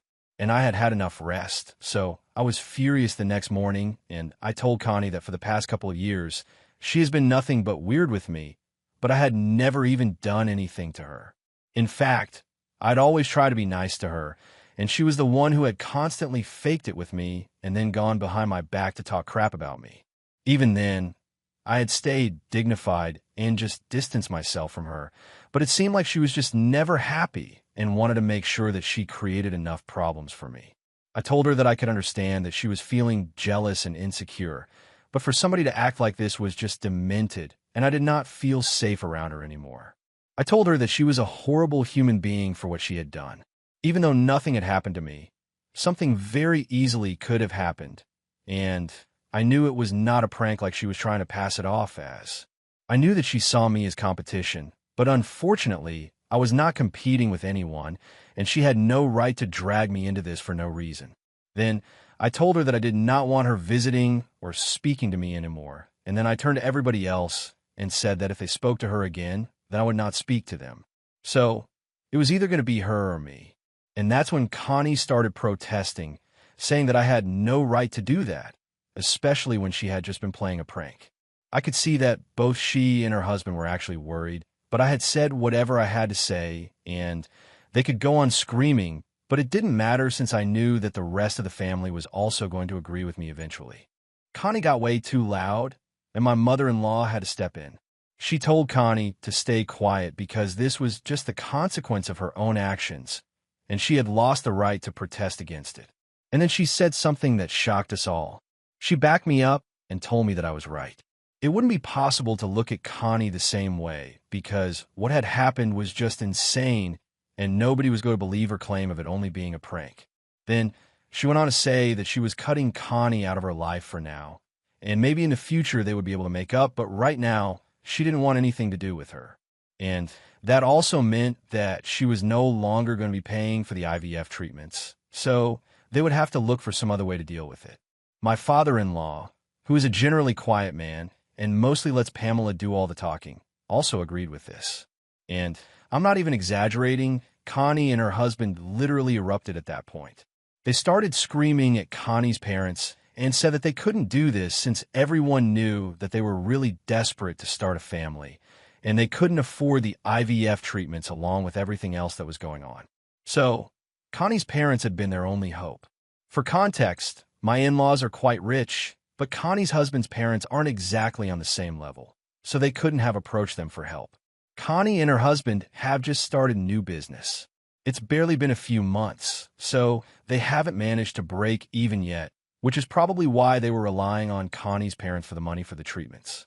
We didn't know about that before it was brought up by them, and it was a huge deal that they were backing out of it since Connie had been pretty desperate to have a baby. When Connie and her husband started screaming hysterically, Pam stood her ground and said that given her current state of mind and the way she was behaving, she thought it was best for her not to have a baby right now. And I couldn't agree more. Nobody had anything to say, and Connie just broke down and kind of just fell to the floor while crying. And it was pretty pathetic to see her like that, but I wasn't going to go back on my word. She continued to sob on the floor for about 5 minutes, and nobody said anything during that time.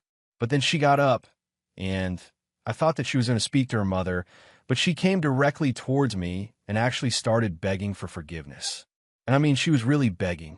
She was on her knees and everything, and said that she was genuinely and truly sorry for what she had done, but she knew that I could make this right by speaking to Pam, and I just had to do it. Pam tried to be gentle with her and told her that her mind had been made up and not even I could change it, but Connie was not ready to listen. She was just hysterical, and I don't think she was in her senses at the time. It was kind of awkward, so I didn't even know what to say, and I really felt bad for her, but there was nothing that I could do. After a while, her husband grabbed her and got her to stand back up, and while she was still crying, he walked out with her and left us all still trying to process what had happened. After that, everyone went back home, and it's just been me and my husband since then. We haven't been speaking about what happened with Connie because it was sad after one point. But right now, I've been feeling a little weird about it. I know that what she did to me was terrible, but I was the one who put forth an ultimatum for the rest of the family and forced them to cut her off, and that also meant that she couldn't have a baby because it meant no more IVF treatments. So, I've been wondering if I was a jerk for doing that or not, and that's what I wanted to know, which is why I'm here for an objective opinion. Am I the jerk for telling my family and my in-laws to choose between me and my sister-in-law? Update 1. Hey everyone, I would just like to first thank everyone who responded to my post and commented on it. The majority of the comments agreed that I'm not the one at fault here, so I'm pretty relieved because I've been feeling very heavy and guilty after what had happened. I guess I just hadn't expected her to beg for forgiveness like that, and she had been pretty hysterical, so I guess I started feeling bad for her. I still kind of feel bad for her, but to be honest, this was something that she deserved. It wouldn't have been fair for her to get away with all of this scot-free, because regardless of what her intention had been, I still don't know if it really had been meant to be a prank or not, but the consequences of it were not really good for me. And to be honest, I think I'm still going to stick by what I had said about her not being ready to be a mother. Just yet if she is acting like this, so unhinged and irresponsible just because she's pissed at me, then I'm not sure how she thinks she's ready to handle a baby. It's very obvious to me, and I think it's clear to Pam as well, that Connie has some serious issues. So, until she deals with that, I think it's better for her to stay away from motherhood. I've spoken about this with my husband, and I told him that I had been feeling really bad about what happened with Connie, but he told me not to worry about it. Apparently, his sister had always been a bit of a hothead, but everyone had thought that she had left that kind of behavior back in her teens. She used to be one of your typical vindictive, mean girls back in high school, and even in college. But this was not just mean, this was downright cruel, and I knew that she had always had a mean streak in her, but for her to manifest in waves like this, I don't think anyone had seen that coming. Anyway, my husband reassured me, and after that, I felt considerably better about all of this. So I'm going to try and put it all out of my head now and just focus on having a happy rest of my pregnancy. Update 2. Hey, so 8 days have passed since my baby shower, and since the event didn't exactly end well, we hosted a formal dinner for everyone tonight to make it up to them.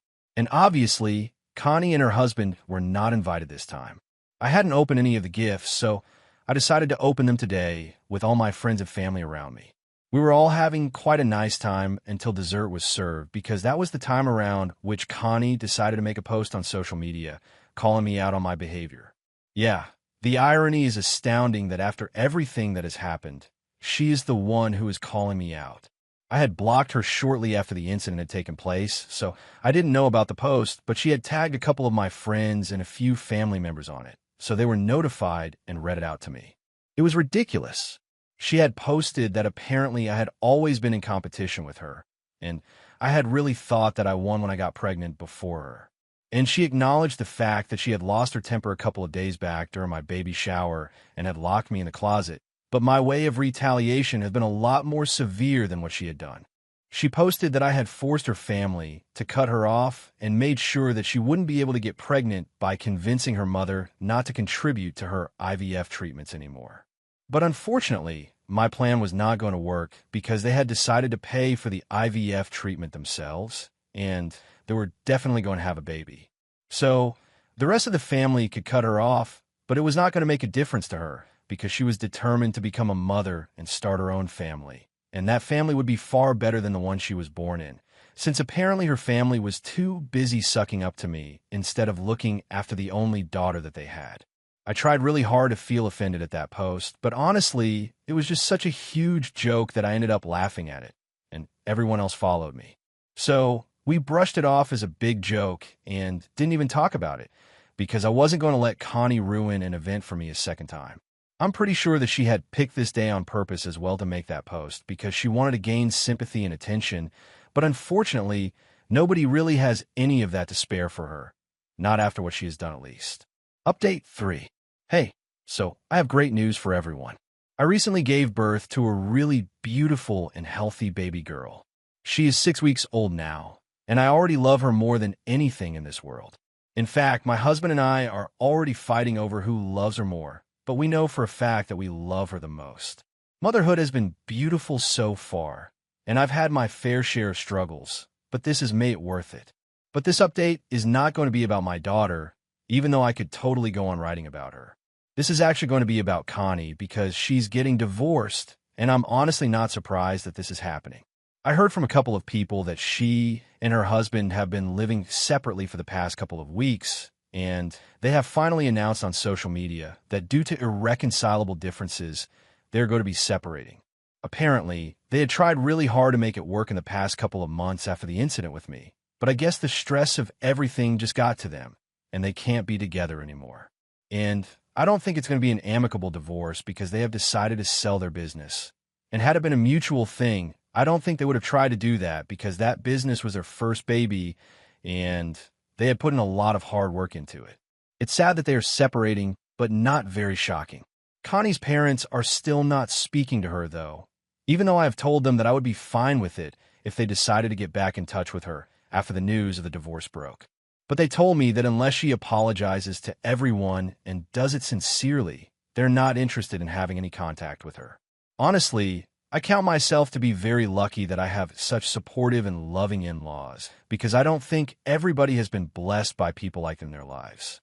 My own parents have also been incredibly supportive ever since I gave birth, and even before that. And I feel really lucky that I have such a great support system around me.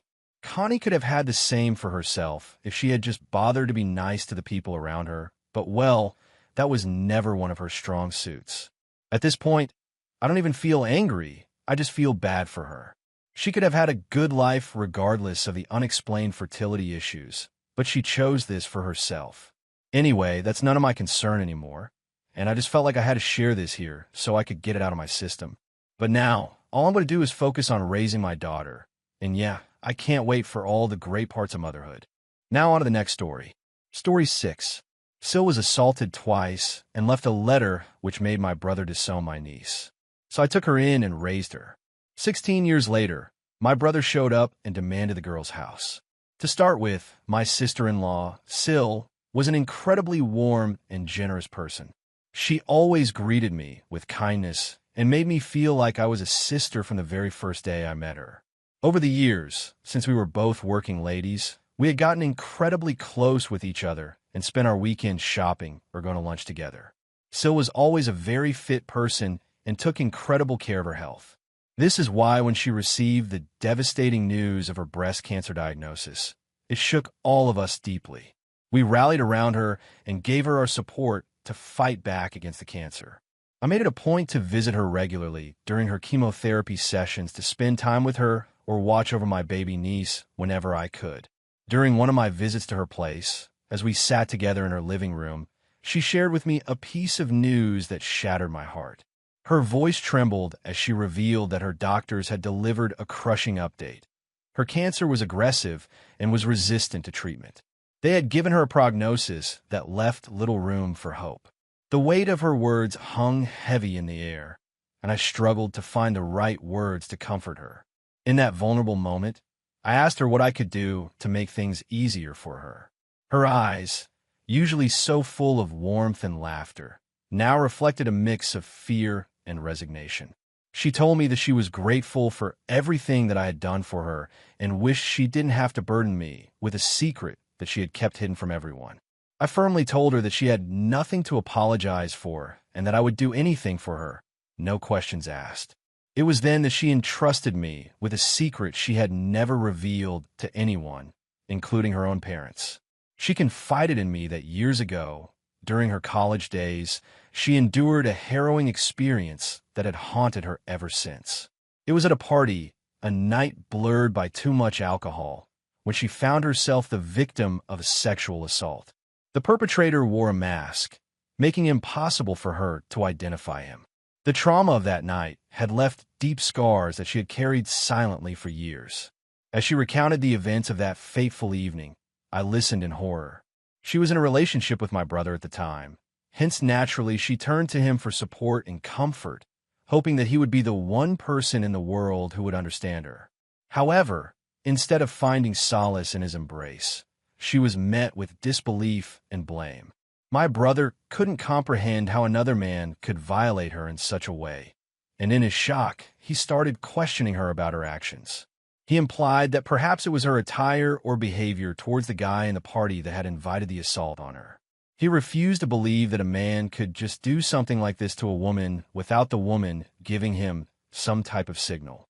Sil was devastated that he was questioning her this way. The weight of shame and guilt unfairly placed upon her shoulders by someone she loved only added to her anger. Despite this, she gathered the courage to report the assault to the police and even went for a medical test, which proved her statement about the assault since she wanted the perpetrator punished. However, unfortunately for my Sil, she lived in a college neighborhood where parties were commonplace and thousands of students mingled under the cover of night. So the police could not identify the masked assailant, no matter how much they tried. It also did not help that none of the people present in the party came forward to testify for her. As a result, the investigation went nowhere, and my Sil never got her justice. At the time, her parents were alive, so they were the only ones who believed in her, and this is how she was able to overcome the deep shame of what had happened to her. According to Sil, after months of talking to my brother about the incident, he eventually came around and apologized to her for his initial reaction. He admitted that he should have known better to trust her and promised that he would support her better from that on. Despite the strain in the relationship, Sil didn't want to end things with him, so she decided to forgive him. In the years that followed, although my brother tried his best to be there for her, she was always haunted by the incident. I was devastated hearing this, since my brother had never mentioned any of this to me. Sil pointed out to me how my brother never liked talking about this, and he had in fact told Sil to always keep this incident a secret, as if it was dirty for others to find out.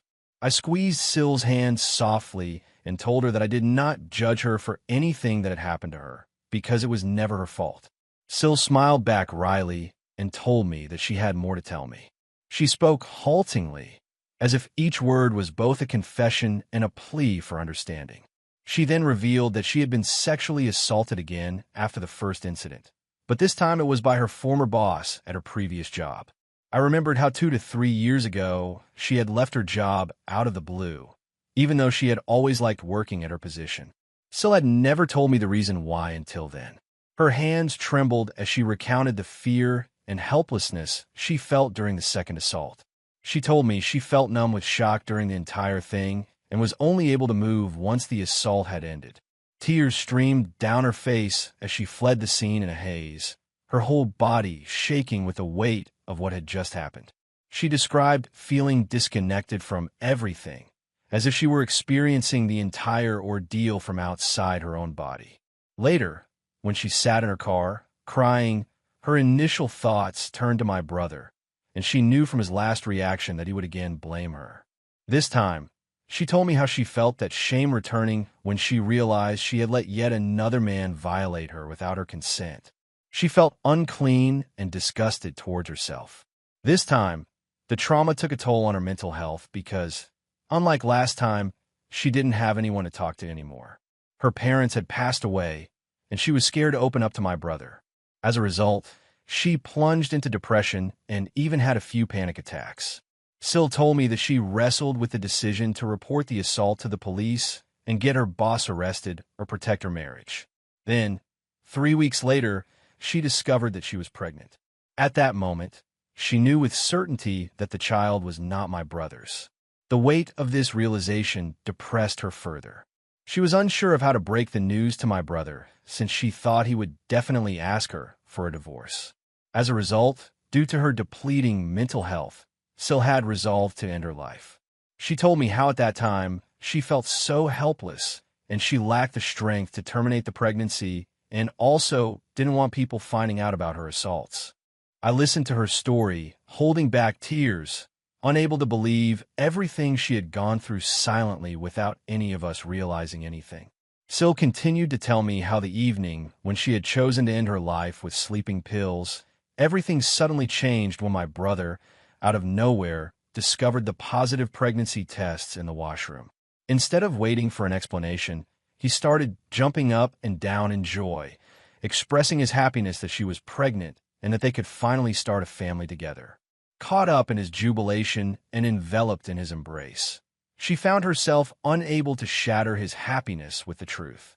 She later confided in me how ashamed she felt for not finding the courage to tell him the truth that day or over the course of the last 2 years, that the child was never his.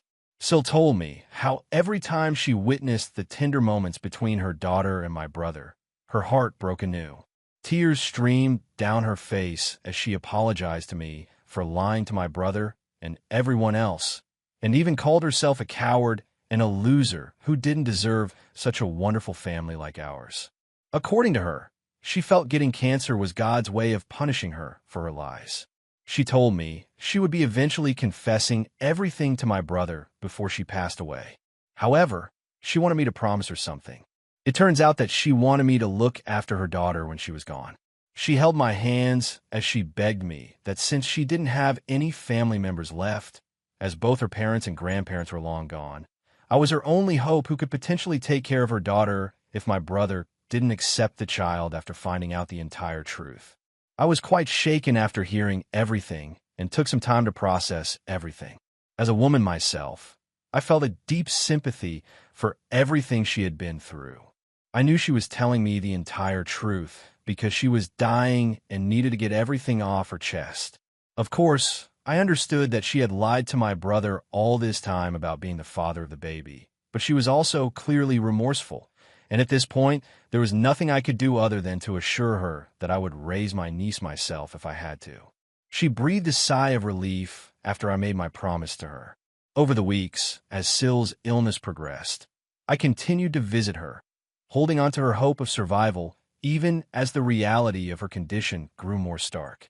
Through it all, she remained courageous as much as she could.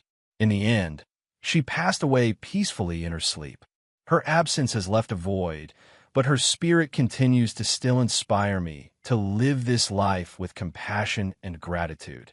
She has taught me that even in the darkest moments, there can be moments of grace and beauty, if only we have the strength to see them. She was more than a sister-in-law to me. She was my friend and a true confidant. After her passing, my brother shared with me the contents of a letter left behind by my sister-in-law, laying bare the painful truth she had confided in me earlier. It was a heartbreaking revelation for him to learn that the child he had embraced with such joy was not biologically his own. His grief and anger were palpable as he grappled with this new reality, compounded by the recent loss of his wife. In his sorrow, he could not bring himself to hold the baby any longer, instead informing our parents and me that he would be giving her up. I firmly told him that Sil wanted me to look after my niece, so I wanted to take care of her if he no longer wanted her. This is how I brought my niece into my home without any hesitation.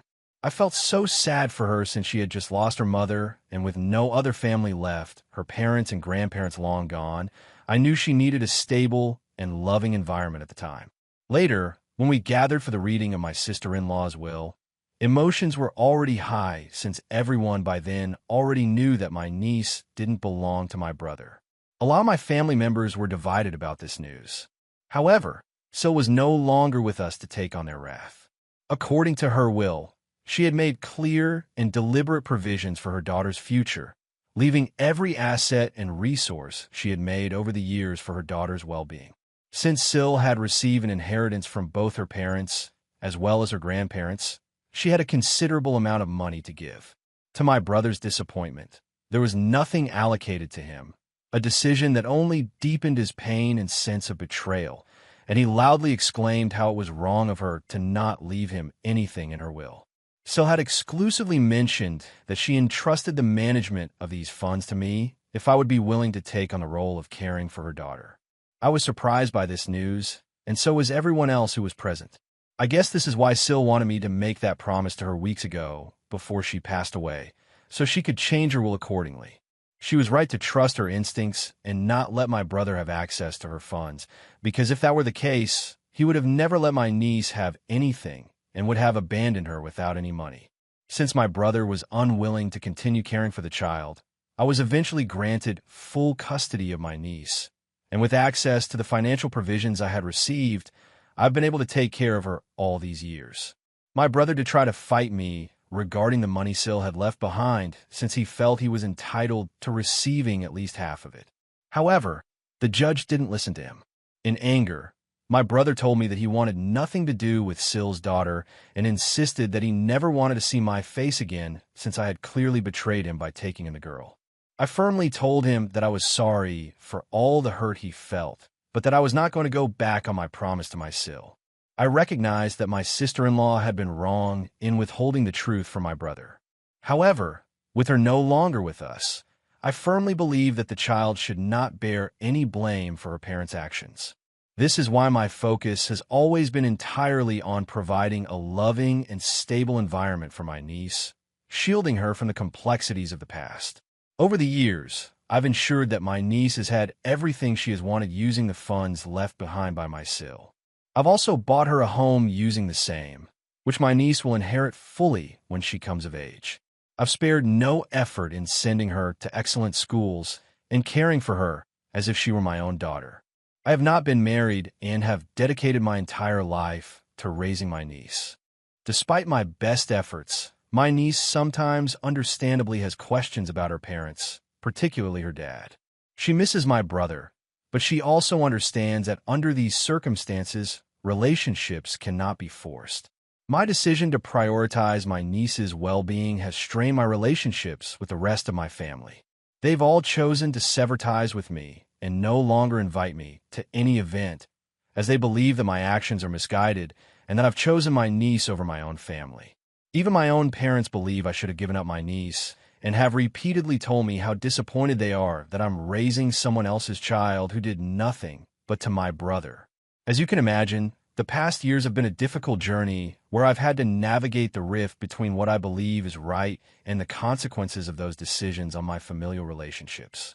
This year, as my niece approaches her 18th birthday, I feel a sense of fulfillment in preparing to transfer all her assets, including the house I've secured for her, as per Sil's wishes. It's a milestone I've been preparing for a long time. I feel like I've done everything I could until now to protect her, and she is now ready to make her own decisions. Just last week, out of nowhere, my brother contacted me, telling me how he needed to talk to me about something very important.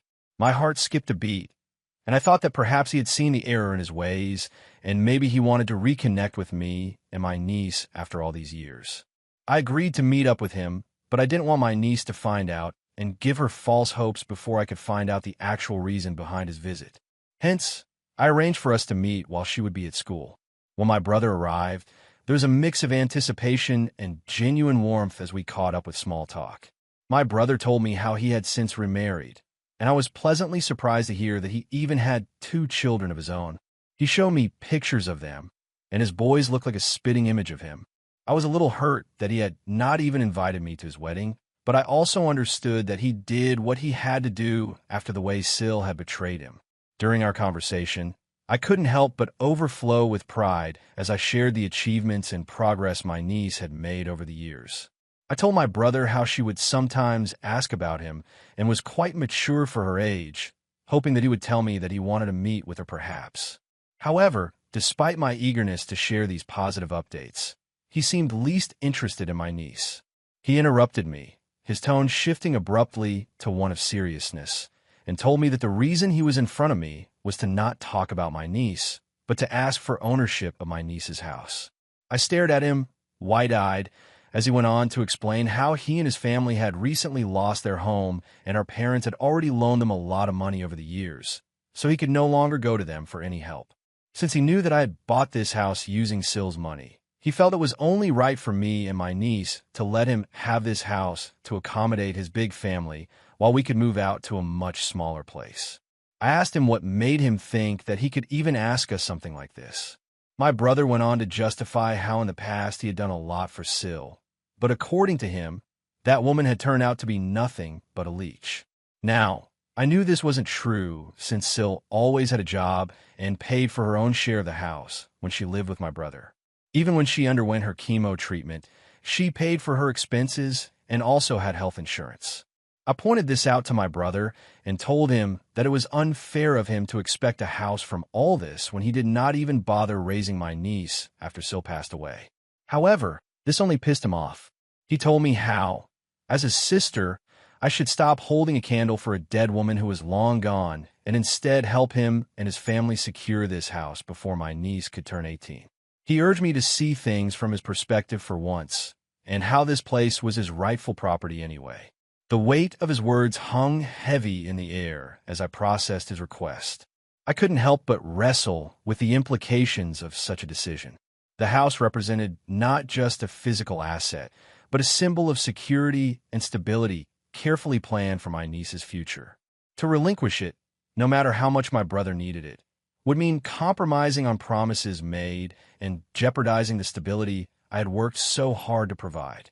My niece's well-being and future were paramount, and any decision regarding her assets needed to be made with her best interests at heart, regardless of the challenges and emotions involved. In that moment, I realized the gravity of the situation and the importance of standing firm in what I believed was right.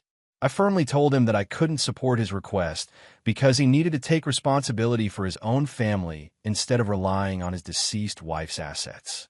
I continued to tell him how ashamed I was that he even thought this was an option and that he had relinquished all rights when he had given up custody of the daughter to me after Sil's death. My brother's face flushed red with anger at my response, but I continued before he could interrupt again. I expressed my disappointment that he had not been there for my niece throughout all these years. I didn't hold back in reminding him that while I understood that Sil had betrayed him, he should also understand that she had been a victim of numerous traumas.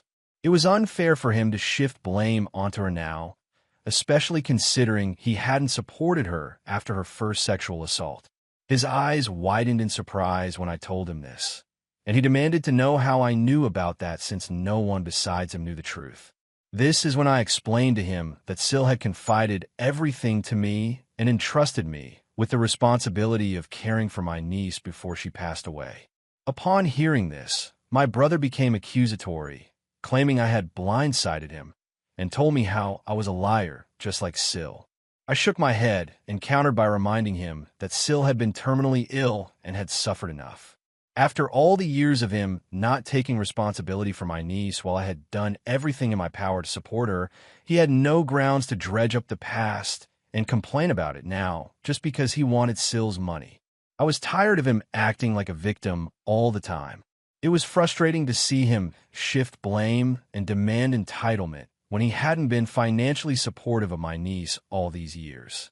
His audacity to come after 16 years and request ownership of her house felt like a slap in the face, disregarding all the sacrifices and efforts I had made to ensure my niece's well-being and future stability. My brother was pissed that I was not giving in to his demands. Ever since our conversation, he and my parents have been repeatedly calling me, demanding that I am being difficult for no reason and that I should have family loyalty for them rather than my niece. It's so weird and scary that when it comes to money, even your blood relations can turn into animals. Am I the asshole for standing up for my niece and refusing to give in to my brother's ridiculous demands? Update 1. First of all, I'm blown away by how sweet everyone has been in my DMs and in the comments. Thank you for making me smile. Secondly, I cannot tell you the number of women who have reached out to me talking about how they have gone through what Sil went through and how sorry they feel for her. I wish I could give each and every one of you a big tight hug and take away your pain. Sexual assault is the worst thing that can happen to a woman, and I wish someone could have helped Sil at the time. She was not a bad person, and she didn't deserve to go through what she went through. It's sad that I even have to defend her, but just because you have never been sexually assaulted doesn't mean other people don't go through it. My Sil had fought back during the first assault, showing incredible courage despite the trauma. However, the second incident left her more shaken, and she was understandably frozen in fear, which is what happens unfortunately to most victims of sexual assault. I truly wish she had felt comfortable enough to open up to me sooner, because I would have supported her in every way possible.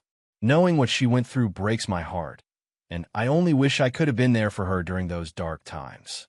Now, coming on to some of you who are calling my Sil a cheater and not believing her story, I pray to God you never have to go through such a traumatic thing and then have people question you.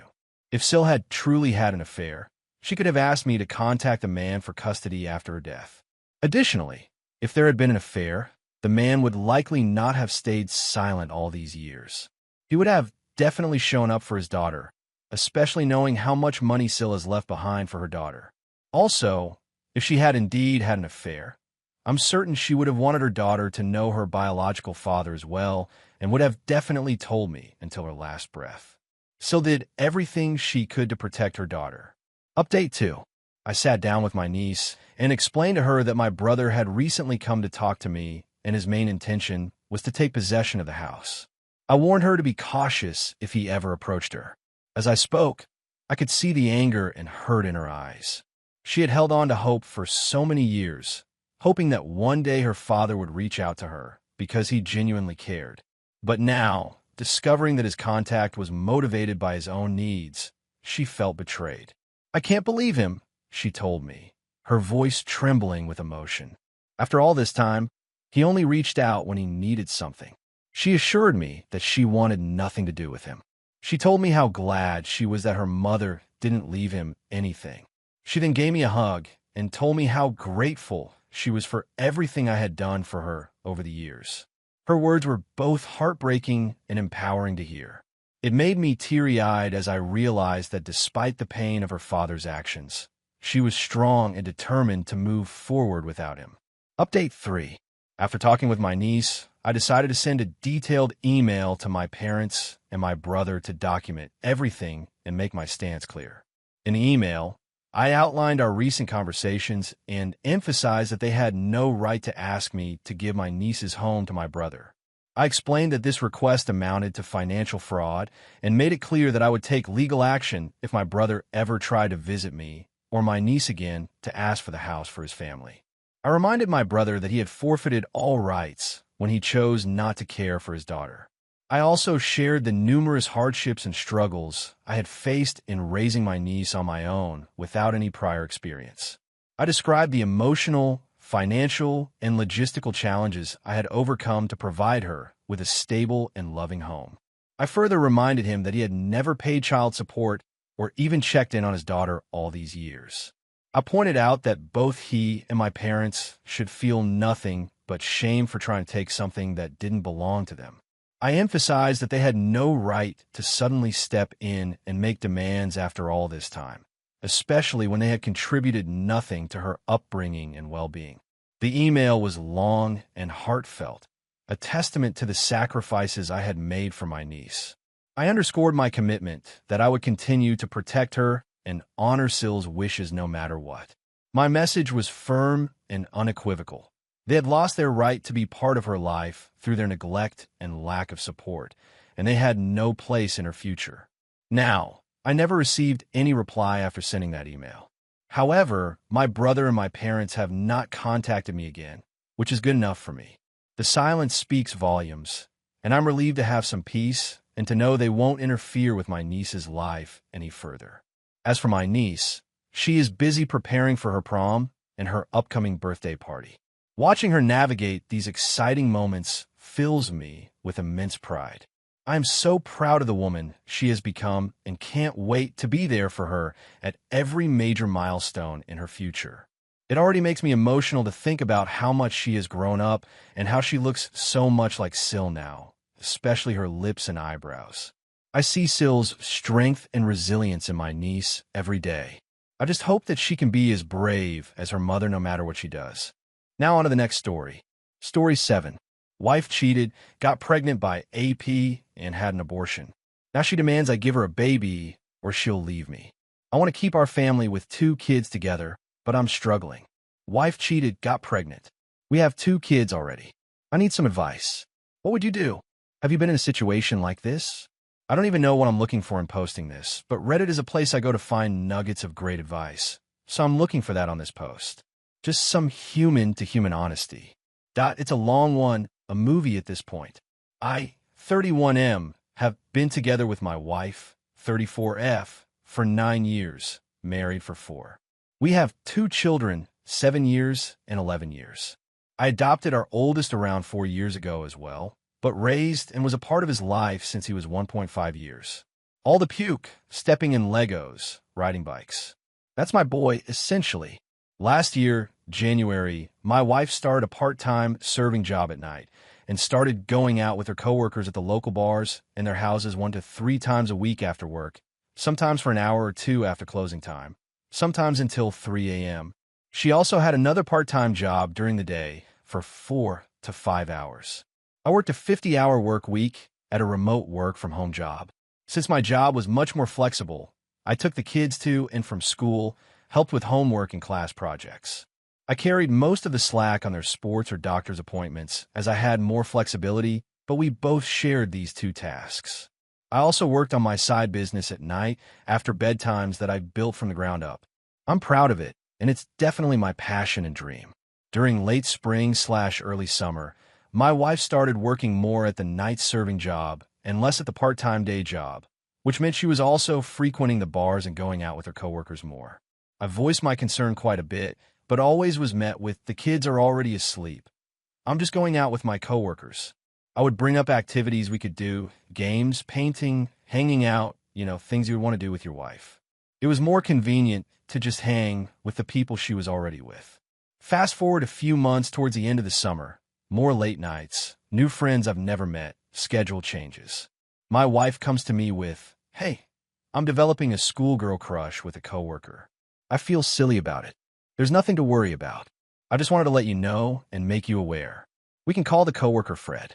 Now, feeling secure in my marriage, love of my life for 8 years, mother of my children, been through a third of my life with her, know her so much, I say something along the lines of, "Thank you for coming to me. The honesty is appreciated. You work with a guy, we are married, we've been together for 8 years. I trust you in our relationship, and it would make sense that eventually someone would get a feeling like this. We are only human. That's pretty dumb, but no biggie, thanks for the honesty." I approached it with compassion and probably a chunk of naivety at this point. I told her that it was dumb, but it's all okay, and I trust her. You were just coworkers and even joked and said, "Go get coffee with the guy. You work with him a lot anyway." Maybe she would see the schoolgirl crush as dumb and shake it off, say to herself, "What am I doing? My husband is my man," sort of thing. Boy, was I wrong. Fast forward a month or so, same going out to the bars behaviors. I'm dropping off and picking up the kids. I'm cooking dinners, doing bedtimes alone. I get let go from my day job, and it was a unique job that allowed me freedom to take care of the kids, take time off, and it paid fairly well for my profession. I decided to put more effort into my business and went full-time into it. I was making about the same amount at my side business as my old day job at this point, even more by double some months too. I was ecstatic, but working hard day and night and staying focused to keep the bills paid. Everything has been split 60/40ths, me paying a bit more most of our relationship. We were 20-year-olds having kids. I wasn't in a position to pay for a family of 4 off of 1 or 2 jobs with my skill set. She very desperately wanted me to pay for everything so she could stay home, and still does. It's just really hard to make enough for her to stay home in this economy and our skill sets. I only can work 2 jobs realistically. 1 month, she was going to visit her friend on the West Coast for a week. Everything was normal and seemed fine, and when she came back from the trip, we went to a concert, and I felt something was a little off because I saw she was texting one of her old exes again. She hasn't talked to this guy for years, and it was becoming this constant thing I was noticing. I confronted her about it, and she said she had met him on the West Coast trip in passing at a concert her and her friends went to, so they reconnected and started talking again. At this point, I was definitely concerned and was questioning how this trip really went. I never went through her phone our entire relationship, but I had a chance to one day, and I had this gut feeling. I looked through her phone and found out she cheated on me with one of her girlfriend's friend, some dude she just met for a day or 2 and slept with him. I see texts back and forth from him and her that were talking about what they did and how great it was, not a care in the world, and she was loving the praise and attention from this guy. I also find a text thread with her planning a hotel night with Fred that same week she came back from that trip. If not one hookup was enough, she wanted to. A ruse that she was going to give me about being at her girlfriend's house party, too drunk to drive home, so she had to stay the night there. There was also more text between other dudes about wanting to hang out or meet up for drinks, etc. Sure, let's make a date. I'll check if my babysitter is free. Apparently, I'm the babysitter at this point. I felt struck. Hit with a train, spikes thrown on my body, dragged through hot lava. Absolutely enraged. I couldn't process it. I was in utter disbelief. If you're wondering, our sex life was damn amazing in the beginning. We were an amazing pair sexually, but the last 3 years of the relationship, it was fairly dead. I would have to beg for sex and would be lucky to get 1 to 2 times a month. I married a girl with a matching sex drive to me, which is fairly high, but hers decreased a bunch after kid 2, and I was the only one initiating and trying to be sexual and show that I wanted her in that way. When I saw her next, I confronted her. She seemed shocked, I found out, and was pissed I went through her phone.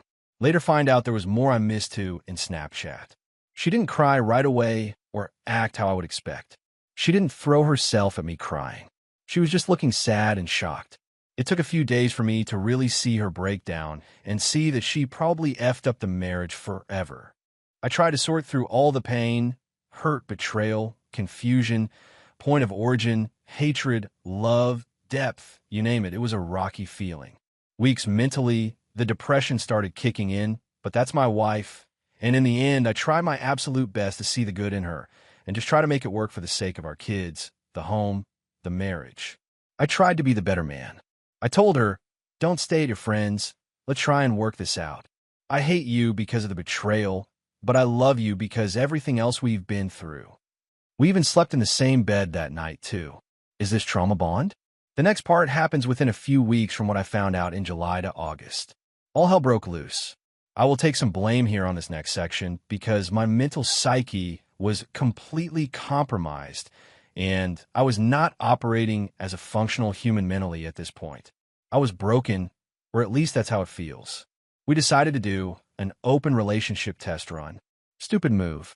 It was a shiny new thing that sounded good on paper.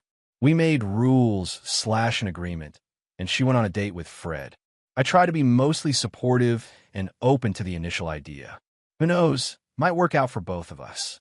At this point, she comes home and tells me about the night. It was a simple date with him, her and a group of friends, but I realized right there I'm never going to have time to chase another girl and raise kids and build my business. I was blinded by the idea, but it made no sense in hindsight, but it would work great for her and her schedule. At this point, I'm drowning for something to make sense. I'm flopping around like a fish, trying to breathe and figure everything out.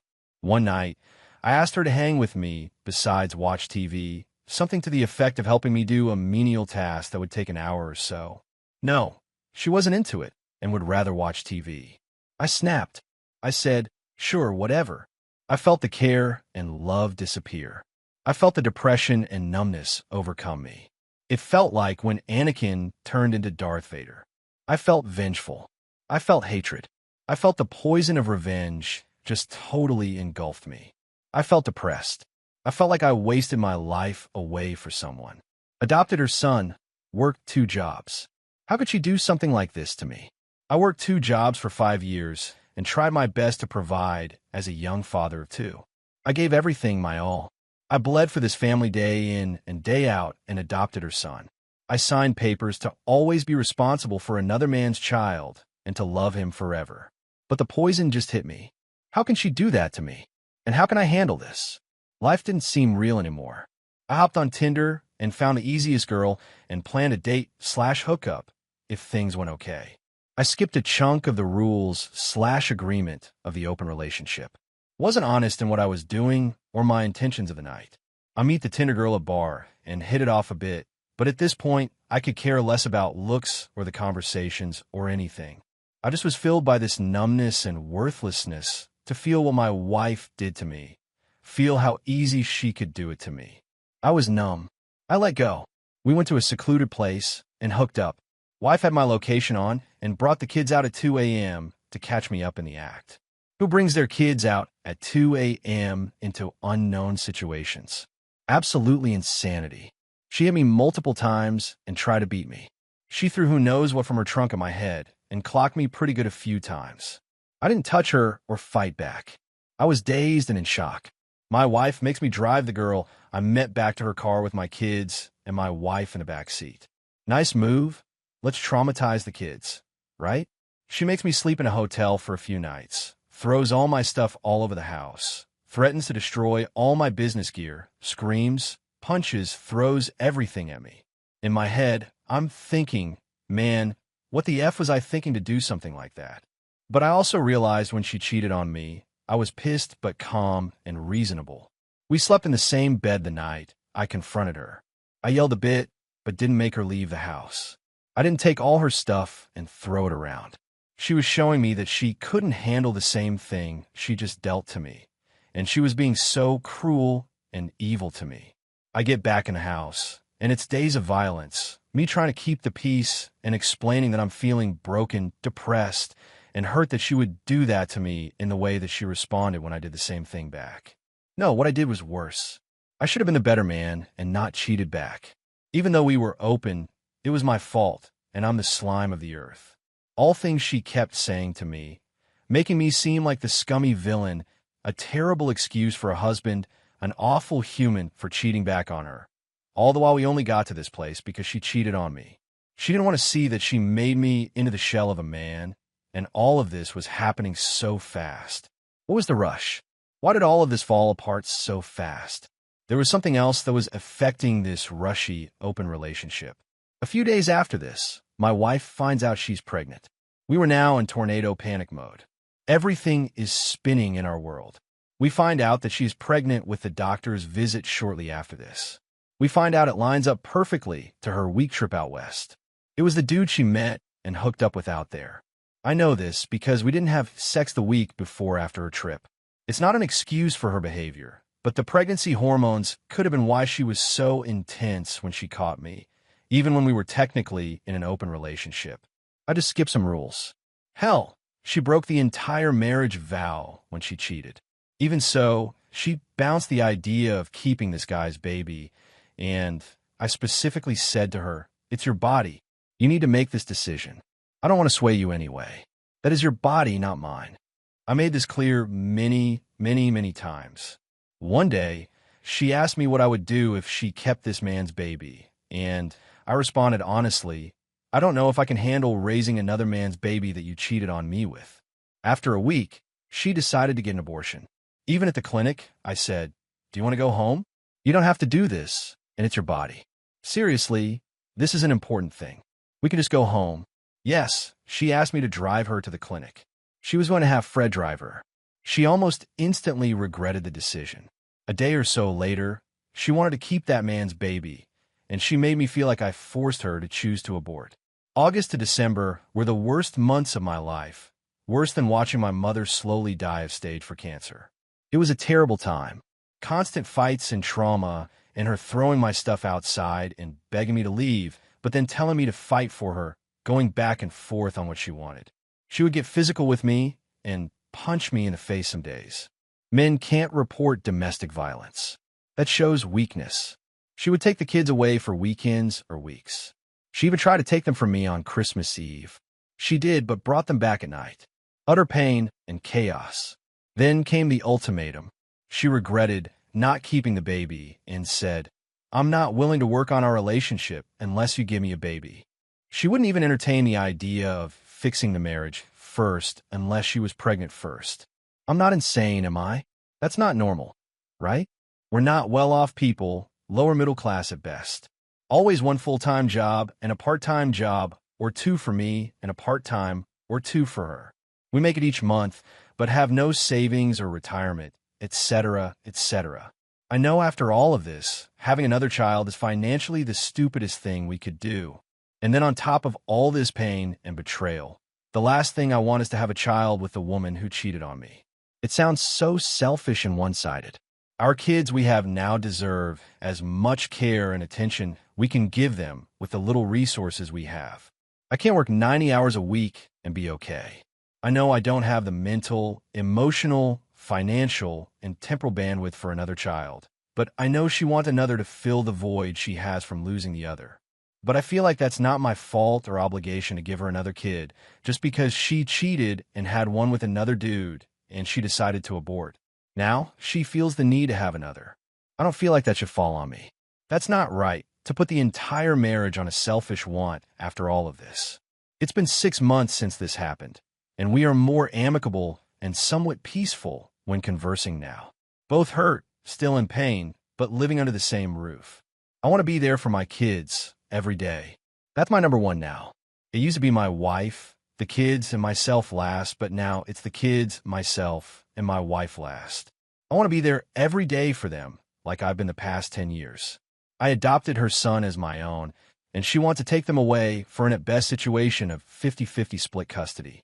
I love these kids so much, and I know they will be broken without Dad. They're growing up. Sure, 50% is better than nothing, but it's tough. Am I crazy for still tossing the idea of just giving into what my wife wants? Am I insane for still wanting this marriage to work? I think about it, and sometimes feel like a weak man who just wants his kids.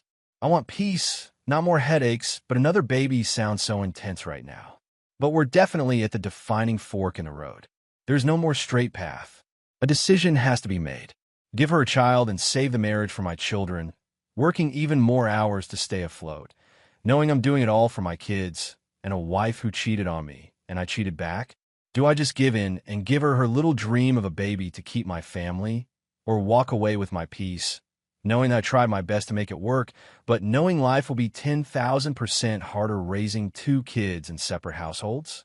I'll still have to work double hours, or find some magic job that can afford 2 kids and a single dad in this economy. I don't have much of a friend network or any family here. I'd pretty much be on my own. I don't know Reddit. I'm just a 1 in a billion human being, just like you, going through a different experience. I thought I'd share this. Any advice, clarity, perspective, story is appreciated. I have a gut feeling of what I should do and choose myself and my happiness/peace. It's just tough now. Now on to the next story. Story 8. Kicked my fiancé's crazy ex-wife out of our wedding after she barged in and tried to stop it by telling everyone about my past. I, 27F, just got married to my husband, Brad, 33M, a week ago. Unfortunately, instead of enjoying this newlywed glow, we're unexpectedly dealing with a lot of flack, mostly from my husband's side of the family, after we publicly kicked his ex-wife out of our wedding when she tried to ruin our day. For context, Brad was married to Jessie for 2 years. They had been high school sweethearts for a long time when Jessie suddenly got pregnant at the mere age of 18, even though Brad and she had always been careful. When Jessie told him about it, Brad made it very clear to her that he didn't want to be a father so soon, as they were just starting college, but ultimately would support her no matter what decision she made. Jessie's parents also asked her to not become a mother at such a young age, but Jessie insisted that she wanted to keep the child. Brad and his family respected her decision, and she eventually gave birth to their son, Thomas. Jessie had to drop out of college so she could take care of their son, since her parents did not want to help her out much. Brad and his family sent her a monthly child support payment as agreed upon and helped her out in any way that she could.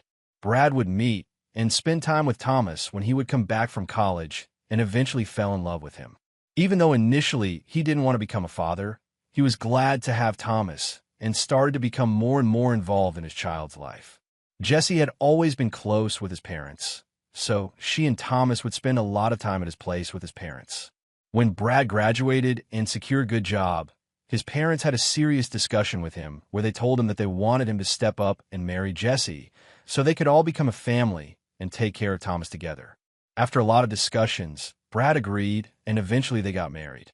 Brad has told me since that he was never happy in their marriage since he was too young and felt pushed by his parents to make this decision. He wanted Thomas to be happy and thought marrying Jessie would be the right decision for him. Unfortunately, their relationship quickly turned toxic. Now, Brad is a handsome guy, and he would sometimes get attention from his peers, which Jessie absolutely hated. He never cheated on her, nor entertained anyone else. But Jessie quickly started to become abusive and resentful towards him due to her own insecurities. If he came home even 10 minutes late, she would start screaming at him that he was cheating on her and that he was sleeping with his coworkers. Brad would try his best to calm her down, but she would threaten him, saying things like she would run away with Thomas or Thomas would never love a cheating father like him. Their arguments became a daily argument, with Jessie even going as far as trying to contact his female coworkers through social media so she could stalk them. She would then subtly bring up their names in their conversations and would ask Brad if he found her attractive. Even if Brad would tell her no because he genuinely didn't find them attractive, she would jump up screaming and shouting that he was a big liar and that he must be sleeping with them. She would have a problem with him going to hang out with his friends on the weekend when they just played video games all day and would insist that he'd take Thomas along with him. Brad would cave in, not because he wanted to listen to her demands, but because he didn't mind his son spending time with him and his friends. Brad's friends are super nice, and they all love Thomas, so no one really minded when Brad would show up with his son during their video gaming sessions. Overall, Brad did try his best to make sure that Jessie would eventually get over her insecurities and wild assumptions, but unfortunately, she never did. One time, Brad had to go on a business trip to meet and secure a very important client. Initially, he was going to go alone, but at the last moment, his boss, Kaylee, decided to join as well since this was a very important client and they wanted to give a good first impression. When Brad told this to Jessie, she freaked out as expected and started saying how she always knew he was screwing around at the office and accused him of making up excuses to just go on a trip with his boss where they could do anything that they wanted. Brad pleaded with her to understand and even showed her their client profile, trying to make her understand how important and wealthy this client was and how his boss was just going to help him secure this client. Jessie did not care and continued to fight. She kept insisting that he should drop out and that his boss could go alone without him, but at this point, Brad had enough. He firmly told her that it was just a one-night trip and that he was not going to drop out since this would help with his promotions, which were coming up. They kept fighting, but Brad did leave for the business trip, promising her that he would be back very soon. As luck would have it, their business trip got extended by one more day as the client needed some more reassurances, so Brad talked with Jessie regarding the same. He thought everything would be okay, but when he returned back home, he found the house empty. Panicking, he called Jessie, but her sister, Nina, picked up the call and informed Brad that Jessie and Thomas would be staying with her for a couple of days, as Jessie couldn't bear to look at him after what he had done. He was confused and asked Nina what she meant by that, as he had just gone on a business trip. But Nina started accusing him of cheating on Jesse and how despicable he was to do such a thing. Brad tries to explain, but she cuts him off, so he decides to drive there and confront Jesse in person. Jesse and Brad have a huge fight when he shows up at Nina's place demanding to see Thomas. Brad tries to talk some sense with her and even shows Nina all the evidence of how he met with his client and secured such a great deal, which would help his career going forward. He then asks Jesse if she has any proof of what she is accusing him of, and Jesse starts insinuating how he stayed for one more night, so it must mean that he was up to something with his boss. Otherwise, why would he delay coming back to his family? At this point, Brad had done enough explaining, but Jesse stuck to her assumptions that he had cheated on her. So, after he met Thomas, he announced to Jesse that this was clearly not working out, so there was no point in staying together any longer.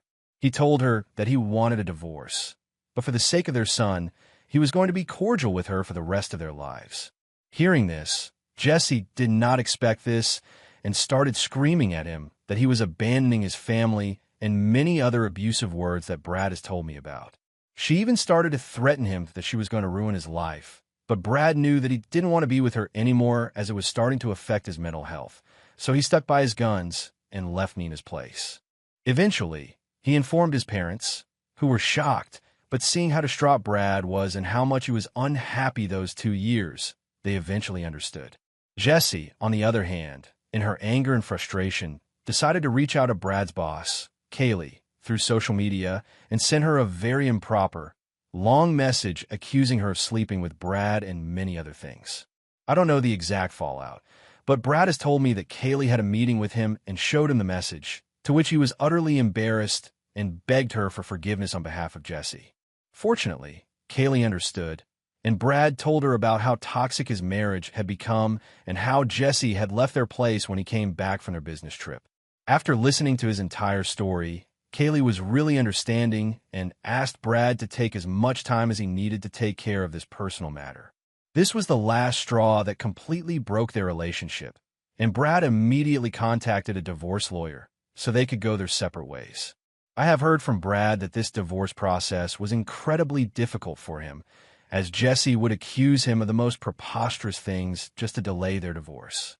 She and her lawyer were also fighting for sole custody of Thomas, but thankfully, the judge saw through Jesse and gave them joint custody, recognizing Brad's genuine commitment to being a responsible and involved parent. Brad had been a single parent for a very long time when I came into the picture. I joined this company a year and a half ago. We became friends eventually and would hang out with everyone else as a group.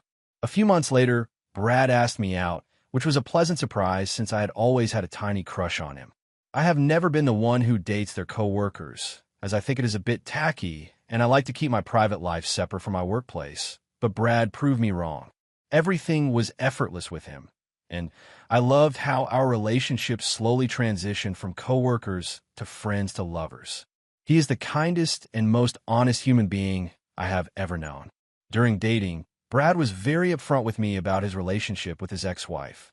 He told me everything so that I would know everything before becoming more serious with him. It really pained me to see how hurt Brad was from his toxic relationship with Jesse. We changed each other for the better and have been together ever since then. Everything was fine until his ex-wife became aware of me about 6 months into our relationship. Now, I knew how Jesse was based on what Brad had told me, but nothing would have prepared me for the sheer hate she had for me since we first met at a family event. I had met Brad's parents separately before, and they were the ones who had invited me for their Thanksgiving dinner. Jesse was invited as well since Brad's parents had always involved her during family events. When Jesse showed up, she completely ignored my presence, even though I was standing right next to Brad. She hugged him and started touching his hair, remarking about how good he looked with a new hairstyle. Brad, clearly uncomfortable, loosened her grip and hugged me closer, telling her that I was his girlfriend. I smiled at her politely, and Jessie gave me an icy stare before excusing herself. The tension lingered throughout the dinner, with Jessie making passive-aggressive comments towards me since we were seated together. She would comment about how Brad liked blonde girls better and how she never thought he would end up with someone like me. Each word she spoke seemed carefully chosen to dig under my skin, and it only intensified as the evening wore on. I tried my best to brush off her hostility, focusing on engaging with Brad's parents and enjoying the Thanksgiving gathering. Brad, sensing my discomfort, would subtly reassure me, offering a protective embrace whenever he could.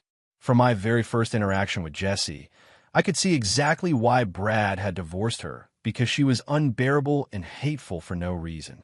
I wish I could write that this was just an isolated incident, but Jessie continued to be awful towards me. One time, I caught her spreading malicious rumors about me with Brad's cousins and relatives, telling them how I was the reason for their divorce and how I had taken Brad away from his child. Brad and I confronted her about it, and I told her how I had not even joined the company when they were going through a divorce, so it was ridiculous of her to make up such a thing. Jessie smirked at me and started accusing me of being a gold digger and that I tricked him into a relationship with me. Brad asked her to stop and to be more respectful towards me, but unfortunately, she never listened. She once even went as far as to send me abusive messages from a fake page on Instagram. I knew it was her since the abusive messages were very specific and only she would know. It was like a never-ending soap opera that we never signed up for. What really got to me was how she was using the kid in this situation. I had met Thomas occasionally prior to me and Brad dating, so when he and I got together, I was already familiar with Thomas. Brad never asked me to step up as a parent, nor did I want to take up a parent role in his child's life. I just wanted to be a good role model and friend to Thomas in times of need. Once, when he had his birthday, I brought him new skates, which he had been wanting for a long time. Thomas was overjoyed, and I was happy to see him so happy. The next weekend when I met him, I saw him wearing his old skates, so I asked him if the new skates I had gifted didn't fit him. Thomas then told me how his mother had told him that he couldn't keep it, and she had thrown them away, even though he had pleaded with her. I was so hurt that I felt like crying there and then. My fiancée was horrified and confronted Jessie about it, but she claimed I had no right to be in contact with Thomas or give him gifts and said that she was disgusted that he even allowed me around their kid and said it made her question his judgment as a parent. It shocked me how cruel her words were. When I moved into Brad's place, she at first didn't allow Thomas to come and visit Brad, insisting that she couldn't trust their son with me around. Eventually, Brad's parents had to talk to her to allow Brad to see his own son. She would then try to make our lives difficult by saying how I was not allowed to cook for Thomas and would send food boxes whenever Thomas came to visit us. That poor child would heat those boxes for every meal, and it broke my heart. So, after a few times, I started to cook hot meals for him so we could all have dinners together, and we would just make sure to not mention it in front of Jessie. It was nuts that we had to lie about food, and I just didn't understand why Jessie would do all this. 3 months ago, me and Brad got engaged. It was the most beautiful surprise, and I knew that he was the man for me. When we called to inform our parents, Brad's parents insisted that they were going to throw a get-together for us. I invited some of my co-workers as well as my childhood friends. Everyone already knew this was our engagement party, so I thought Jessie would not be coming. Unfortunately, she did show up, and I braced myself for the evening. As expected, she would tell my coworkers and friends about how she was the first woman for Brad, even though everybody already knew about her. It was embarrassing that she was trying to steal our spotlight when it was in fact our engagement. I decided to ignore her and overall had a good time at the party. As the wedding was approaching, I, my mother, and Brad's mother were in full-on planning mode. We were all working tirelessly to ensure every aspect of the celebration reflected the love and joy we felt. From choosing the perfect venue to selecting the color scheme and floral arrangements, our days were filled with discussions and decisions. Just a week before our wedding, there was an unexpected knock on the door. I was working from home that day while Brad was away on a business trip. Thinking it might be my mother, I opened the door to see Jessie standing outside. This was quite unexpected, so I asked her if everything was okay and if Thomas was okay. She looked at me expressionless and told me that she needed to talk to me. I nodded and let her come in. Seated in our living room, Jessie straight up told me that I needed to call off the engagement with Brad. I was taken aback hearing this and asked her what she was even talking about. This is when Jessie started telling me how she knew about my dirty secret from my past. I scoffed at her and asked her what she meant, and to get to the point, as I had no time to play her little games. Jessie told me that she had found out from one of my childhood friends, who she had met during our engagement party, that I had a miscarriage at the age of 21. I froze hearing this, since this was quite private information. It was true that I got pregnant at 21 accidentally, and I eventually went on to have a miscarriage, which was traumatic to live through. I was young, and I did not even know I was pregnant in the first place, so it really hurt to lose the fetus. I had grappled with the grief of losing a life I hadn't fully comprehended. My close friends and family knew about this, and they all helped me navigate this difficult time. I had already told Brad about this as well when we started dating, so I did not mind Jessie revealing this to him, as it wouldn't be a surprise to him at all. But it did bother me that she was using such vulnerable and painful information from my past to try to manipulate me. I firmly told her that she had no right to talk about my past and threaten me, since all my loved ones already knew about this.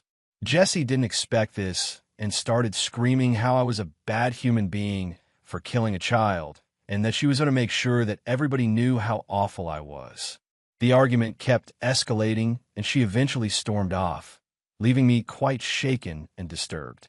When Brad returned home the next day, I recounted the bizarre encounter to him, and he decided to confront her in a phone call. He told her off for trying to come in between us, and acknowledged that he already knew about my past. He defended me, saying how I was too young at that time to even understand what I was going through, and that she should not have ever used that information on me. In his anger, he uninvited Jessie from our upcoming wedding. She started screaming at him that if she was uninvited, then she would not be allowing Thomas to attend our wedding either. They went back and forth, but didn't reach any agreement. I knew that Jessie would not accept defeat easily, but Brad assured me that he would not allow Jessie to come between us anymore, and would take a stand against her publicly if need be. When our wedding day finally arrived, the air was filled with excitement and happiness. I was so excited to marry the love of my life and couldn't wait to take my vows. After I walked down the aisle with my dad, the ceremony was underway when Jessie, with her son Thomas in tow, barged into the venue wearing a floor-length off-white dress. Everyone turns to look at the unexpected intrusion when Jessie immediately says, "Stop the wedding." Color drained from my face as I turned to look at Brad, who was red in anger and embarrassment. Jessie then loudly demands that I should not marry Brad. Otherwise, she's going to reveal my secret to everyone right then and there. My eyes widen in shock as everyone looks around, confused. Thomas kept looking at his father helplessly, clearly not wanting to be a part of this fiasco. She then walked towards us while shouting how terrible I was to marry Brad when I never deserved to be with someone like him. Before I could speak, Brad stood in front of me and Jessie and ordered her to leave peacefully before he called the police on her. Jessie's eyes widened in shock, seeing him unexpectedly stand up to her. She screams at him about how he could ever even think about marrying a woman like me. I was already in tears by this point, and our happiest day was slowly turning into the worst day ever. Fortunately, two of Brad's cousins, who were my bridesmaids, sprang into action. With a quiet yet assertive demeanor, they escorted her out of the venue, warning her that if she didn't leave, then the police would be called, and this would affect her life. Jessie eventually retreated, still hurling accusations and insults, while Brad insisted that Thomas should stay for our wedding. The atmosphere remained tense, but Brad's parents and my parents came to hug us, seeing my tear-stricken face. Even Brad's parents, who had maintained a supportive relationship with Jessie, were shocked by her behavior. The priest asked if we should continue the ceremony, and Brad nodded while embracing me in his arms. We were determined to salvage what remained of our once joyous day. So, despite what happened, we decided to have a good time. Now, after our wedding, we went on our honeymoon, so we did not check on our phones.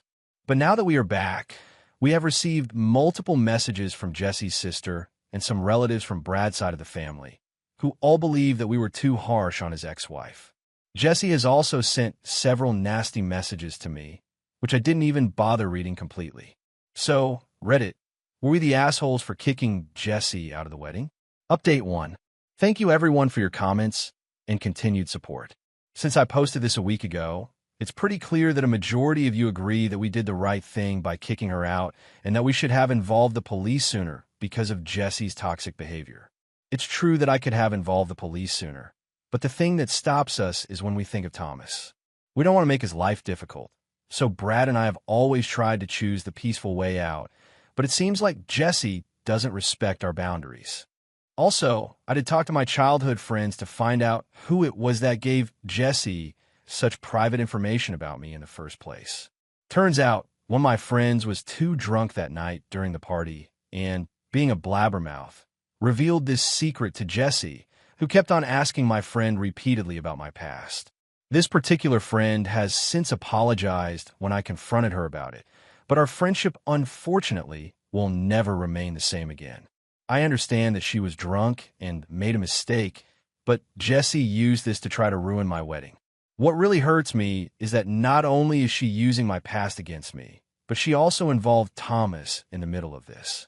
Brad also understands this and is currently in talks with his lawyer to see how he can navigate this co-parenting relationship with Jesse without her trying to make it more and more difficult for us. I will update you in a few days. Update 2. Hi guys, I know it's been 2 weeks since my last update, but nothing significant has happened until now for me to post an update regarding this incident. Yesterday, Brad's parents invited me, Brad, and Jesse to have a formal discussion regarding Thomas. They had not talked with Jesse since the wedding incident and had refused to pick up her calls, which was unexpected for Jesse. When we all sat down to discuss, they made it very clear to Jesse that they respected her as she was the mother of their grandkid and was married to Brad, but that they would go to any length to protect me since I was now married to him and they loved me like a daughter. They firmly told her that they would not stand for her to disrespect me in any way, as she did by barging into our wedding, and that if she continued to behave disgracefully, then they were ready to fight with her in court. Jesse clearly had never expected this reaction, since Brad's parents had always been nice to her. I took this opportunity to come clean to Brad's parents about my miscarriage before Jesse would have a chance to manipulate them. To my surprise, Brad's parents didn't judge me at all, and they understood how painful it must have been for me. Brad's mother, Martha, turned to Jesse and asked her if this was the so-called secret that she had been wanting to reveal in front of everyone. Jesse nodded and said how she could never trust me around Thomas when I was such a bad person. Martha asked her what she meant by that, and Jesse went into a tirade about how I must have knowingly had the miscarriage and how I was never going to be a good mother. So she wanted to protect Brad from a gold digger like me. Brad's parents' expression shifted from confusion to disappointment. Martha told her that she had no right to say something like that about me when the miscarriage had happened unexpectedly and I was too young to go through something like that. Brad's parents, who had remained neutral for a long time, now understood the gravity of the situation and expressed their regret to me for not intervening and protecting me sooner from all this. Brad defended me as well and told Jesse that she had no idea what she was talking about and she should stop interfering in our marriage. He took this opportunity to set clear boundaries during the discussion. He declared that Jesse was no longer welcome at their home until she apologized for her disruptive behavior, and he made it clear that any further attempts to harass or threaten us would be met with legal action. Jesse started saying how he could not just do this to her when she was the mother of his child, but Brad stood his ground, saying that she was under no circumstances to contact me ever again nor come to our place when he was not around. He assured her that he had gathered evidence and consulted with lawyers, ready to take legal measures if she persisted in her disruptive and toxic behavior. Seeing a united front and the threat of taking this up legally, Jesse reluctantly agreed. Honestly, I'm kind of glad that we confronted her, even if it meant facing uncomfortable truths. I'm glad that my in-laws stood up for me and supported me against Jesse, since I've been going through this alone for a long time. I don't know if Jesse will ever change, but I'm just glad that I won't have to see her again, and that is enough for me. Update 3. It's been 6 months since I last updated. Brad and I are doing well, and my relationship with Thomas has improved considerably over the last months. I know a lot of you expected Jesse to continue to torment us, but surprisingly, after facing legal threats, she has not interfered in my life and only talks to Brad regarding their co-parenting duties whenever necessary. She does still have issues if I cook for Thomas or do his laundry, but overall, she has stayed out of my way.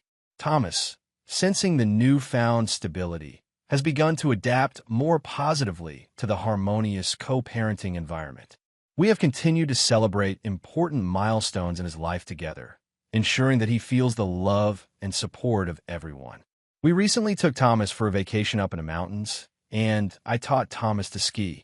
He is a bright child and a quick learner, so he learned it in no time. He is as adventurous as me, so this upcoming summer, we have planned to learn to surf together. I don't know how long this peaceful phase will last, but I hope that Jesse continues to respect the boundaries we've set, allowing Thomas to thrive in an environment free from unnecessary conflict. Now, on to the next story. Story 9. Found flirty text between my wife and her gynecologist who claimed she had cancer. I faked working late, snuck into his office, and caught them in the act. Recorded everything. My wife and I have been together for about 11 years. While we did have a bit of gap, we hit it off well. She was in college, and I was interning. We met up working together after she graduated. I asked her to marry me, and then, of course, even though it had been about 3 years, she said yes. To say it was the best night of my life is an understatement. It truly was. When we married 8 years ago, I thought it would be perfect. We danced, sang, and were merry. She smiled from ear to ear, and that night, it felt like the start of our lives, and of course, the start of the hell I was put through. My wife's always had health issues, especially when it comes to reproductive health. At first, it started with some aches and pains, and eventually, it turned into major issues with her uterus. Doctors told us that having a kid was out of the question, which was a little disappointing, but I accepted it because I loved her so much. We moved into a new house, a huge, stately place with more than enough for us. She got mad at me because she thought I was trying to push the kid thing again, but I insisted that was definitely not the case. I just wanted a life together that we could share and be happy with. My wife and I worked well together, and I was happy to have her. However, this also led to other strange goings-on. The first was that she started spending less time around me. She was out a lot, and I always wondered where she was going. She would come home late, and sometimes when we talked, it felt like there were walls. She insisted that she loved me. I wanted to believe her. She means the world to me, and I want that for both of us. Then came another bomb that was dropped, the cancer scare.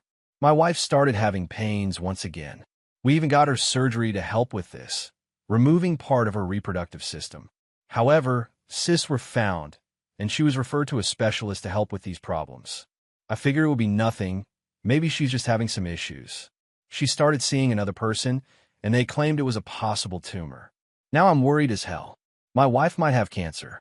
We've dealt with a couple of serious situations involving her reproductive health, but I never thought it would be cancer. My wife encouraged me to see this specialist. I thought, fine, maybe I should.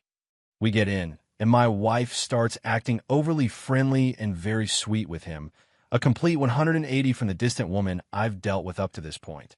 Something seems up, and I can't put my finger on it, but I dismiss those thoughts. Maybe my wife is just being nice to him. But she told me afterward that she'd have a few appointments to treat this, and that she'd go alone.